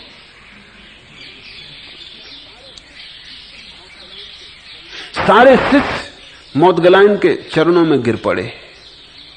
खैर अग्निदत्त इतना हिम्मत तो नहीं किया, लेकिन दुखी बहुत हुआ, नाराज भी बहुत मन में हुआ कि ये शिष्य उसके चरण में झुक रहे। तभी बुद्ध का आगमन हुआ। जब बुद्ध आके खड़े हो गए, मोदगलायन ने आंख खोली, वो उनके चरणों में गिरा। मोदगलायन अपने गुरु के चरणों में गिरा। तब तो शिष्य बड़े हैरान हुए। उन्होंने कहा कि जब ये शिष्य इतना चमत्कारी, तो इसके गुरु का क्या कहना। वो सब बुद्ध के चरणों में गिरे। अग्निदत्त ने डरते डरते बुद्ध से पूछा कि ये चमत्कार क्या है। बुद्ध ने कहा कि ये चमत्कार, दूसरी तरफ से सोचो, इससे भी बड़ा चमत्कार हुआ कि तुम मनुष्य हो और न पहचान सके, और सर्प ने पहचान लिया। इधर सोचो, आदमी कैसा गया बीता हो सकता। पशु पहचान लेता कभी कभी, क्योंकि पशु निर्मल होता, निर्दोष होता। पशु को न तो वेद मालूम है, न पुराण मालूम है, न पशु हिंदू है, न मुसलमान है, न ईसाई है। पशु सरल है। ये नाग भी पहचान सका। ये तरंग जो मोदगलायन के आसपास है, ये नाग भी पहचान सका। और अक्सर नाग पहचान लेते हैं। इस बात को तुम चमत्कार ही मत समझना। ये कोई पहली दफे घटी घटना नहीं है। ये भारत में बहुत दफे घटी है। बहुत से जैन तीर्थंकरों के साथ घटी। ये बहुत बार घटी है। नाग में कुछ खूबियां हैं। तुम चकित होगे ये बात जान के कि वैज्ञानिक कहते हैं कि नाग के पास कान नहीं होता। इसलिए पहले तो वैज्ञानिक बहुत हैरान हुए थे ये बात जान के कि जब मदारी अपनी तुरही बजाता है तो नाग फन क्यों हिलाने लगता है। क्योंकि उसके पास कान तो है ही नहीं। तो ध्वनि तो सुन ही नहीं सकता नाग। नाग तो बिल्कुल बहरा है, वज्र बहरा, ध्वनि तो उसके भीतर पहुंच ही नहीं सकती। तो वैज्ञानिक तो बड़े हैरान थे कि मामला क्या है। तो पहले तो उन्होंने सोचा कि शायद वो मदारी जो अपना सिर हिलाता है उसको देख के नाग भी सिर हिलाने लगता है, क्योंकि सुन तो सकता ही नहीं। तो फिर उन्होंने मदारियों से तुरही बजवाई और कहा कि सिर मत हिलाना और तुरही मत हिलाना। लेकिन नाग ने तब भी फन हिलाए। तब खोजबीन और आगे बढ़ी। अब तथ्य समझ में आ गया है, नाग के पास कान तो नहीं है, लेकिन उसका पूरा शरीर इतना संवेदनशील है कि ध्वनि को पकड़ता है। पूरा शरीर, ऐसा कहो कि उसका पूरा शरीर कान का काम करता है। कान भी है तो चमड़ी ही, हड्डी और चमड़ी। तुम्हारा छोटा सा कान सुनता है, उसका पूरा शरीर सुनता है। अलग से कान की उसे जरूरत नहीं है। ये नवीनतम खोज है। और भारत में यह अनुभव बहुत बार हुआ है कि बुद्ध पुरुषों के पास जहां आदमी नहीं पहचान पाए, वहां नाग पहचान गए। क्योंकि बुद्ध पुरुषों की जो तरंग है, उनके आसपास जो विद्युत है, वो जो सूक्ष्म लहर है, वो लहर नाग का पूरा शरीर पकड़ लेता है। वो मस्त हो जाता है, वो डूब जाता है। हिंदुओं ने इसलिए नाग की पूजा शुरू की, क्योंकि नाग अनूठा है। ऐसा कोई दूसरा पशु पक्षी या जानवर नहीं जैसा नाग। उसमें कुछ खूबियां हैं, और सबसे बड़ी खूबी यह है कि बुद्ध पुरुषों की पहचान की क्षमता है उसमें। जो बुद्ध पुरुषों को पहचान लेता हो, उसमें कुछ न कुछ बुद्धत्व की किरण होनी चाहिए। बुद्ध ने कहा, पागल, तू इससे प्रभावित हो रहा है, लेकिन यह नहीं सोचता कि मौदगलाइन तेरे पास आया, मैंने उसे भेजा, और तू अंधे की तरह रहा, तूने देखा नहीं।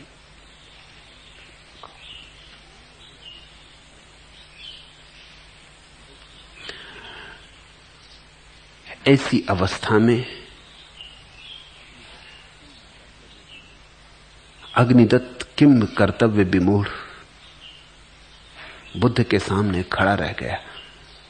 एक मन झुकने का होने लगा, एक मन अकड़ने का। ब्राह्मण कैसे झुक जाए छत्री के पैर में?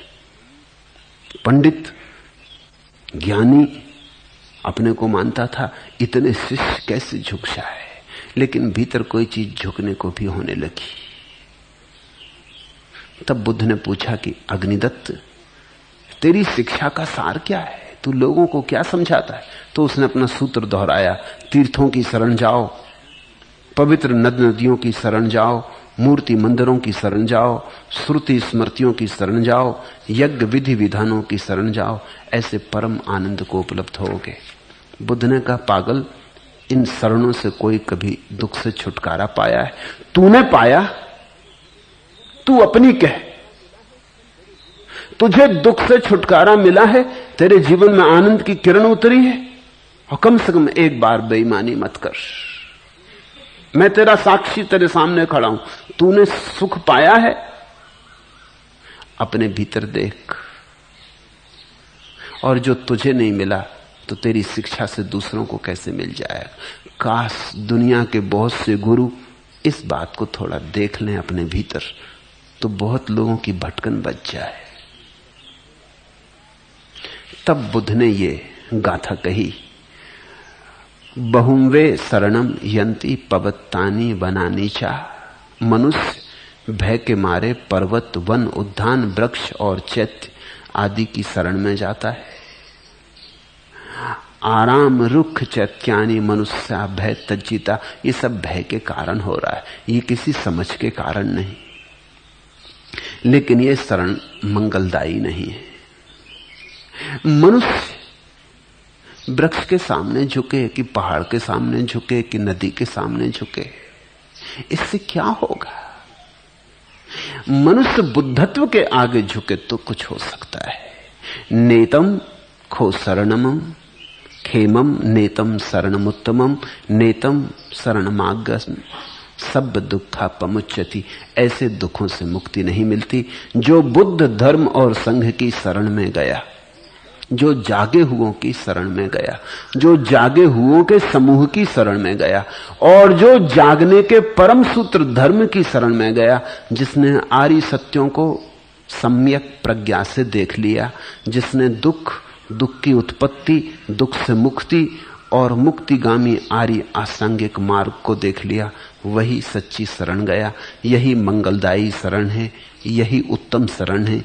इसी शरण को प्राप्त कर सभी दुखों से मुक्त हुआ जा सकता है। योचा बुद्धम चा धम्मम चा संघम चा शरणम गतो चत्तारी अरिय सच्चानी संपंजाय पश्यति। जो बुद्ध, संघ, धर्म की शरण गया, जिसने चार आर्य सत्यों को प्रज्ञा से पहचाना, बोध से पहचाना, दुखम दुख समुपादम दुखस्य चा अतिकमम, कि दुख है, कि दुख से मुक्ति है, कि दुख की उत्पत्ति का कारण है, कि दुख से उत्पन्न हुई अवस्था से पार जाने के लिए अष्टांगिक मार्ग है। दुखम दुख समुपादम दुखस्य चा अतिकमम अर्यंच ठंगिक मग्गम दुख समगामिनम एतम खो शरणम खेमम एत शरणमुत्तमम। यह है ऊंची शरण, यह है झुकने योग्य झुकना, यह है समर्पण का द्वार। एतम शरण मार्गम सब दुखा पमुज्यति। और तुझसे मैं कहता अग्निदत्त कि ऐसा करके कोई सब दुखों के पार हो जाता है, आनंद को उपलब्ध होता है। जो 8 बुद्ध ने आर्य अष्टांगिक मार्ग कहा है, उस संबंध में थोड़ी सी बात समझ लेनी चाहिए। पहला सूत्र है 8 अंगों में सम्यक दृष्टि। जो है वही देखना, जैसा है वैसा ही देखना, अन्यथा न करना, कोई धारणा बीच में न लानी, कामना वासना धारणा को बीच में न लाना। जो है जैसा है वैसा ही देखना। अब ये अग्निदत्त बुद्ध के सामने खड़ा है, लेकिन जो है जैसा है वैसा नहीं देख रहा। सोचता है ये क्षत्रिय है, सोचता है ये वेद विरोधी है। ये धारणाएं। नागराज पहचान सके मौदगलायन को, और अग्निदत्त चूक गया। कैसे चूका होगा? धारणाओं के कारण। काश धारणाओं को हटाकर, धारणाओं के मेघों को हटाकर देखता तो जो था वो उसे भी दिखाई पड़ जाता। इसको कहते सम्यक दृष्टि। दूसरा है सम्यक संकल्प। हट मत करना। अक्सर लोग हट को संकल्प मान लेते, और हठी आदमी को कहते हैं संकल्पवान। जिद्दी को संकल्पवान कहते। जिद्द को, हट को संकल्प मत मान लेना। जिद्द तो अहंकार है, संकल्प में कोई अहंकार नहीं होता। हट और संकल्प में यही फर्क है। हट में असली मुद्दा अहंकार का है। आदमी कहता है ऐसा करके दिखाऊंगा, ऐसा करके रहूंगा। क्या कर रहा है इसकी बहुत फिक्र नहीं है, लेकिन यह अहंकार का दावा है कि ये करके रहूंगा, नहीं कर पाया तो बड़ी ग्लानि हो जाएगी। धन में रस नहीं है, लेकिन धनी होकर दिखाना है। पद में रस नहीं है, लेकिन पदवान होकर दिखाना है। कुछ करके दिखाना है। ये जो बात है, ये असम्यक संकल्प है। बुद्ध कहते हैं सम्यक संकल्प का अर्थ होता है जो करने योग्य है वो करना है, और जो करने योग्य है उस पर पूरा जीवन दांव पर लगा देना है, लेकिन किसी अहंकार के कारण नहीं। वो करने योग्य है इसलिए। तीसरा है सम्यक वाणी। जो है वही कहना, जैसा है वैसा ही कहना, अन्यथा नहीं, बदल के नहीं, ऊपर कुछ भीतर कुछ, ऐसा नहीं। क्योंकि अगर तुम सत्य की खोज में चले हो तो पहली तो शर्त पूरी करनी पड़ेगी कि तुम सच्चे हो जाओ। जो सच्चा हो गया है सत्य का, उसी से संबंध जुड़ेगा। जो झूठा है उससे सत्य का संबंध न जुड़ सकेगा। मैंने सुना है।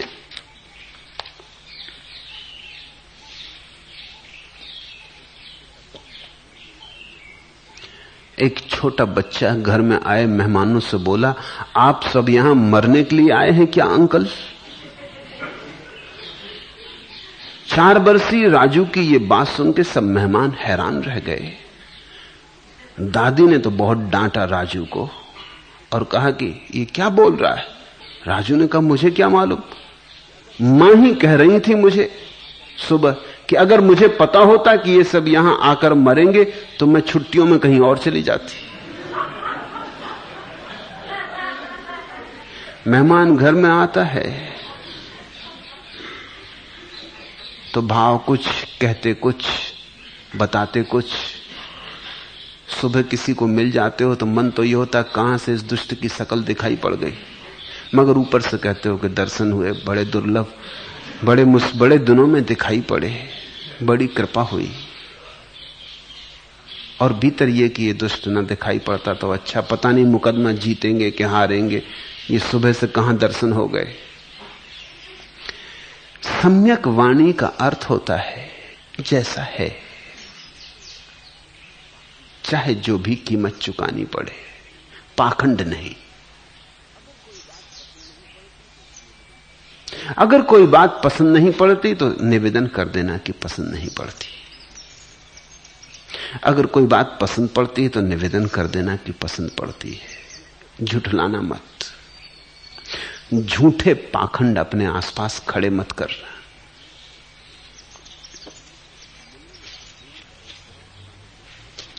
मुल्ला नसुद्दीन का एक बहुत पुराना मित्र उसके घर आया।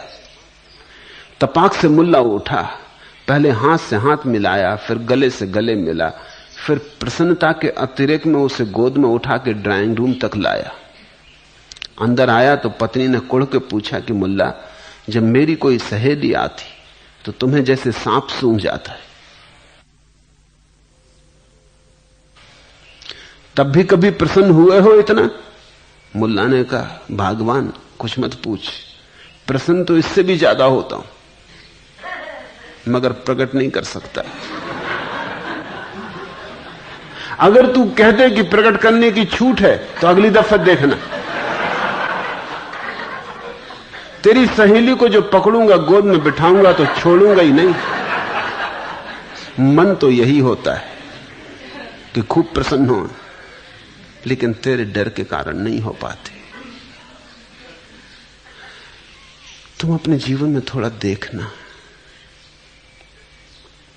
तुम कुछ हो भीतर बाहर कुछ बताए चले जाते हो। धीरे धीरे ये बाहर की परत इतनी मजबूत हो जाती कि तुम भूल ही जाते हो कि तुम भीतर क्या हो। सम्यक वाणी का अर्थ होता है धीरे धीरे सभी अर्थों में, दृष्टि में, संकल्प में, वाणी में हृदय की अंतरतम अवस्था को झलकने देना। चौथा है सम्यक कर्मांत, वही करना जो वस्तुतः तुम्हारा हृदय करने को कहता है। व्यर्थ की बातें मत किए चले जाना, किसी ने कह दिया तो कर लिया। अक्सर तुम करते हो ऐसा। पड़ोसी एक मोटर खरीद लाया, कार खरीद लाया, अब तुमको भी खरीदनी। तुम्हें एक दिन पहले तक कोई कार नहीं खरीदनी थी, तुम बिल्कुल मजे में जी रहे थे। अब एक झंझट आ गई, पड़ोसी का अनुकरण करना है। अधिक लोग अनुकरण में ही मारे जाते हैं।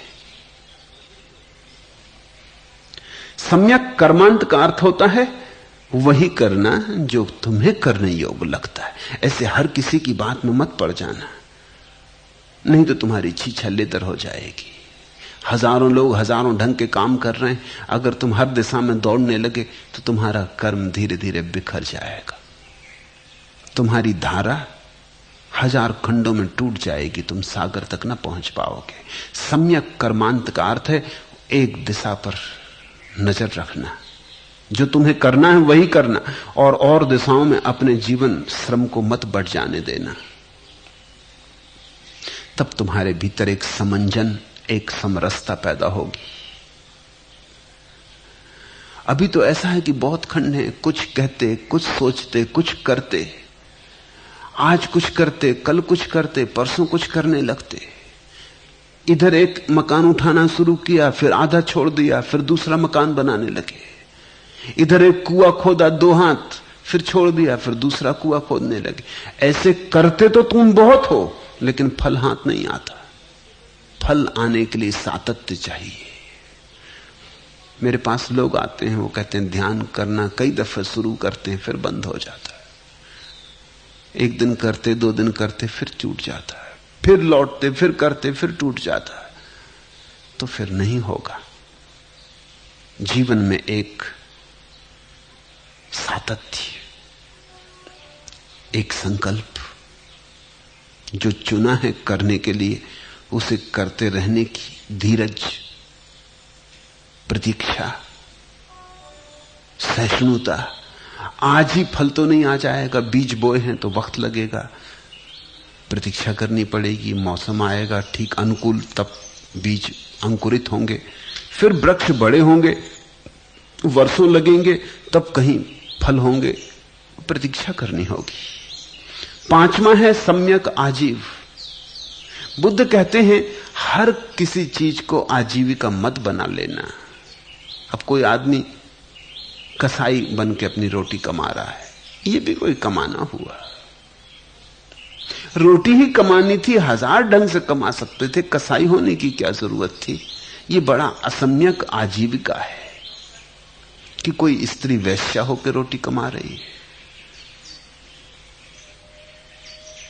कोई सम्यक आजीविका खोजना। रोटी तो कमानी है, ये बात सच है, लेकिन सम्यक खोजना। और ध्यान रखना, अगर तुम्हारी आजीविका सम्यक हो तो तुम्हारे जीवन में शांति होगी। अगर तुम्हारी आजीविका सम्यक हो तो सत्य और तुम्हारे बीच अनेक बाधाएं कम हो जाएंगी। अब अगर कोई आदमी झूठ के धंधा कर रहा, समझो कि वकील है, अब बड़ा मुश्किल होगा इसको जीवन में सत्य को लाना। इसका धंधा ही झूठ है, झूठ इसकी आजीविका है। झूठ में जितना पारंगत होगा उतनी ही सफलता मिलने वाली है। अब सत्य से तो ये डरेगा, सत्य का तो कोई संबंध ही नहीं इसकी आजीविका से। इसको तो झूठ को ही सत्य सिद्ध करना है। और ध्यान रखना, वही वकील सफल होता है जो अदालत में झूठ को सत्य सिद्ध ही नहीं करता, बल्कि इस तरह सिद्ध करता है कि लगे कि सत्य है ही, खुद भी आंदोलित दिखाई पड़ता है, कि उसे पक्का भरोसा है कि यह सच है। झूठ को बोलते वक्त ऐसे बोलता है कि जैसे वो खुद आंखों से देखा है, सामने मौजूद था। क्योंकि अगर वकील खुद ही आश्वस्त नहीं है तो अदालत को आश्वस्त नहीं कर पाएगा। अगर भीतर खुद ही जान रहा है कि झूठ है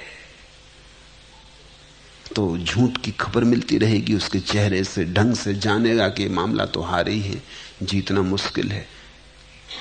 तो उदास होगा, प्रफुल्लता ना होगी, बल ना होगा, वाणी में प्रभाव ना होगा। सम्यक आजीविका का अर्थ है सृजनात्मक आजीविका। ऐसी कुछ आजीविका चुनना जो तुम्हारे जीवन को परमात्मा की तरफ ले जाने में सृजनात्मक हो, विध्वंसात्मक ना हो। 6वां है सम्यक व्यायाम। अति ना करना, बुद्ध कहते हैं। कुछ लोग हैं आलसी और कुछ लोग हैं अति कर्मठ, दोनों ही नुकसान में पड़ जाते। आलसी उठते ही नहीं तो पहुंचे कैसे? कर्मठ मंजिल के सामने से भी निकल जाता दौड़ता हुआ, रुके कैसे? वो रुक ही नहीं सकता। रुकने की उन्हें आदत नहीं। मैं दोनों तरह के लोगों को जानता हूं, दोनों ध्यान में नहीं पहुंच पाते। आलसी कुछ करते ही नहीं, कर्मठ ज्यादा कर जाता है, ज्यादा कर जाता है।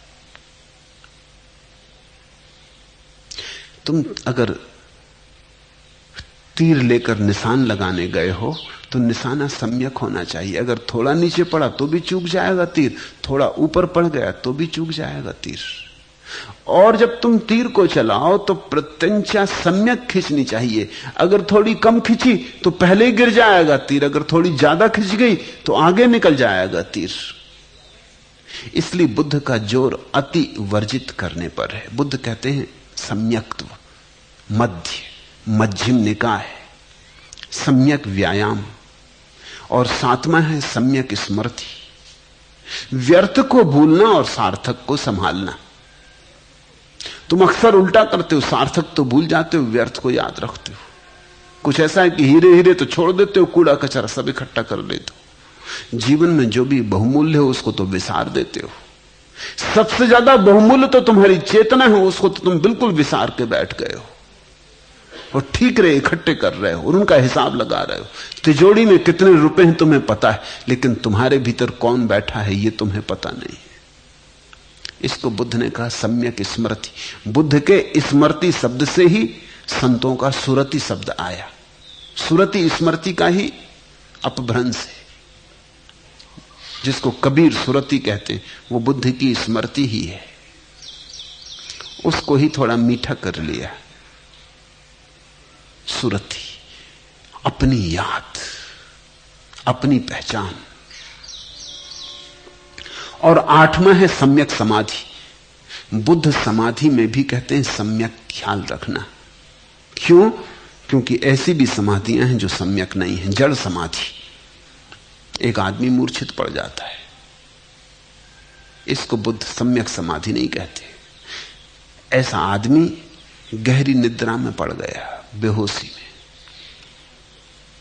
में। मन के तो पार चला गया लेकिन ऊपर नहीं गया, नीचे चला गया। मन तो बंद हो गया, क्योंकि गहरी मूर्छा में मन तो बंद हो जाएगा, लेकिन यह बंद होना कुछ काम का ना हुआ। मन बंद हो जाए और होश भी बना रहे। मन तो चुप हो जाए, विचार तो बंद हो जाएं, लेकिन बोध न खो जाए। तीन स्थितियां हैं मन की: स्वप्न, जागृति, सुसुप्ति। स्वप्न तो बंद होना चाहिए, चाहे सम्यक समाधि हो चाहे असम्यक समाधि हो। स्वप्न तो दोनों में बंद हो जाएगा, विचार की तरंगें बंद हो जाएंगी। लेकिन जड़ समाधि में आदमी गहरी मूर्छा में पड़ गया, सुसुप्ति में डूब गया, उसे होश ही नहीं है। जब वापस लौटेगा तो निश्चित ही शांत लौटेगा, बड़ा प्रसन्न लौटेगा, क्योंकि इतना विश्राम मिल गया। लेकिन ये कोई बात ना हुई, ये तो नींद का ही प्रयोग हुआ, ये तो योग तंद्रा हुई। असली बात तो तब घटेगी जब तुम भीतर जाओ और होश पूर्वक जाओ। तब तुम प्रसन्न भी लौटोगे, आनंदित भी लौटोगे और प्रज्ञावान होकर भी लौटोगे। तुम बाहर आओगे, तुम्हारी ज्योति और होगी, तुम्हारी प्रभा और होगी, तुम्हारे चारों तरफ रोशनी होगी, तुम्हारे चारों तरफ जीवन में सुगंध होगी। ऐसा समझो कि एक आदमी को हम स्ट्रेचर पर लिटा लें, क्लोरोफॉर्म दे दें और फिर बगीचे में घुमा दें। निश्चित ही उसकी नाक तो काम कर ही रही है, फूलों की गंध भी उसको भीतर जाएगी, उसे पता नहीं चलेगा। और वृक्षों की ताजी हवा भी उसको लगेगी, शीतल भी होगा, उसे पता नहीं चलेगा। फिर जैसे जैसे वो होश में आने लगे, हम जल्दी उसे बगीचे के बाहर ले जाएं। आंख खोल के वो कहेगा अच्छा लगा, कुछ कुछ भनक याद आएगी, ताजा था, सुगंध थी, मगर ज्यादा कुछ पकड़ में ना आएगी। और किस रास्ते गया और किस रास्ते लौटा ये भी पता नहीं होगा। फिर खुद ना जा सकेगा, अगर उसको तुम छोड़ दो जाने को तो खुद ना जा सकेगा, रास्ते का पता नहीं। दो तरह की समाधियां हैं। जड़ समाधि, आदमी गांजा पी के जड़ समाधि में चला जाता, अफीम खा के जड़ समाधि में चला जाता, मारिजुआना, एलएसडी, मेस्कलिन, इनको लेके जड़ समाधि में चला जाता। अभी पश्चिम में जड़ समाधि का खूब प्रभाव चल रहा है। भारत में तो रहा ही बहुत दिनों से। गंजेड़ी, बंगेड़ी, सब तरह के साधु सन्यासी तुम्हें मिल जाएंगे, वो जड़ समाधियां हैं। बुद्ध ने उनका बड़ा विरोध किया। बुद्ध ने कहा ये भी कोई बात है, माना कि सुख मिलता है, इसमें कोई शक नहीं। तुमने भी अगर कभी भंग खा के डूब गए मस्ती में तो सुख मिलता है। गांजे की दम लगा ली तो डूब गए, एक तरह का सुख मिलता है। शराब भी इसी तरह के सुख को देती। भूल गए सब, डूब गए अपने में। मगर ये डुबकी नींद की है, ये कोई डुबकी हुई, ये कुछ मनुष्य योग हुआ। ऊपर उठो, जागते हुए भीतर जाओ, दिया लेकर भीतर जाओ, मसाल लेकर भीतर जाओ, ताकि सब रास्ता भी उजेला हो जाए और तुम्हें पता भी हो जाए। तो जब जाना हो तब चले जाओ और तुम फिर किसी चीज पर निर्भर भी ना रहोगे। तो तुमने देखा हिंदू साधु सन्यासी तुम्हें मिल जाएंगे कुंभ के मेले में,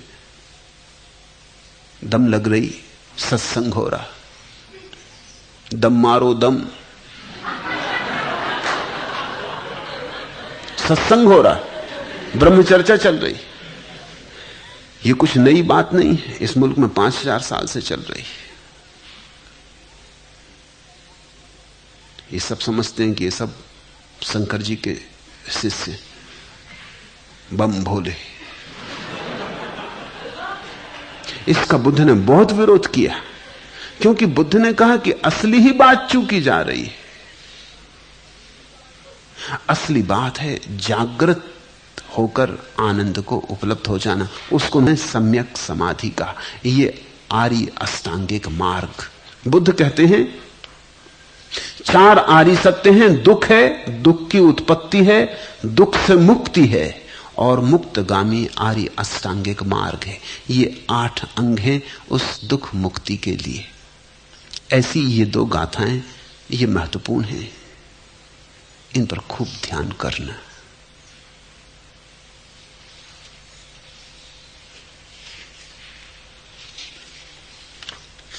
अब न गहरी नींद में तुम सो सकोगे, गीत गाकर मैं जगाने आ रहा हूं। अतल अस्ताचल तुम्हें जाने न दूंगा, अरुण उदयाचल सजाने आ रहा हूं। ऐसा बुद्ध का संदेश। अब न गहरी नींद में तुम सो सकोगे, गीत गाकर मैं जगाने आ रहा हूं। अतल अस्ताचल तुम्हें जाने न दूंगा, अरुण उदयाचल सजाने आ रहा हूं। कल्पना में आज तक उड़ते रहे तुम, साधना से सिहर कर मुड़ते रहे तुम। अब तुम्हें आकाश में उड़ने न दूंगा, आज धरती पर बसाने आ रहा हूं। सुख नहीं यह नींद में सपने संजोना, दुख नहीं यह शीश पर गुरुभार ढोना। फूल तुम जिसको समझते थे अभी तक, फूल मैं उसको बनाने आ रहा हूं। देखकर मझधार को घबरा न जाना, हाथ ले पतवार को घबरा। मैं किनारे पर तुम्हें थकने न दूंगा, पार में तुमको लगाने आ रहा हूं। तोड़ दो मन में कसी सब श्रृंखलाएं, तोड़ दो मन में बसी सब संकीर्णताएं। बिंदु बनकर मैं तुम्हें ढलने न दूंगा, सिंधु बन तुमको उठाने आ रहा हूं। तुम उठो धरती उठे, नभ सिर उठाए। तुम चलो गति में नई गति झंझनाए। विपत होकर मैं तुम्हें मुड़ने न दूंगा, प्रगति के पथ पर बढ़ाने आ रहा हूं। अब न गहरी नींद में तुम सो सकोगे, गीत गाकर मैं जगाने आ रहा हूं। अतल अस्ताचल तुम्हें जाने न दूंगा, अरुण उदयाचल सजाने आ रहा हूं। आज इतना है।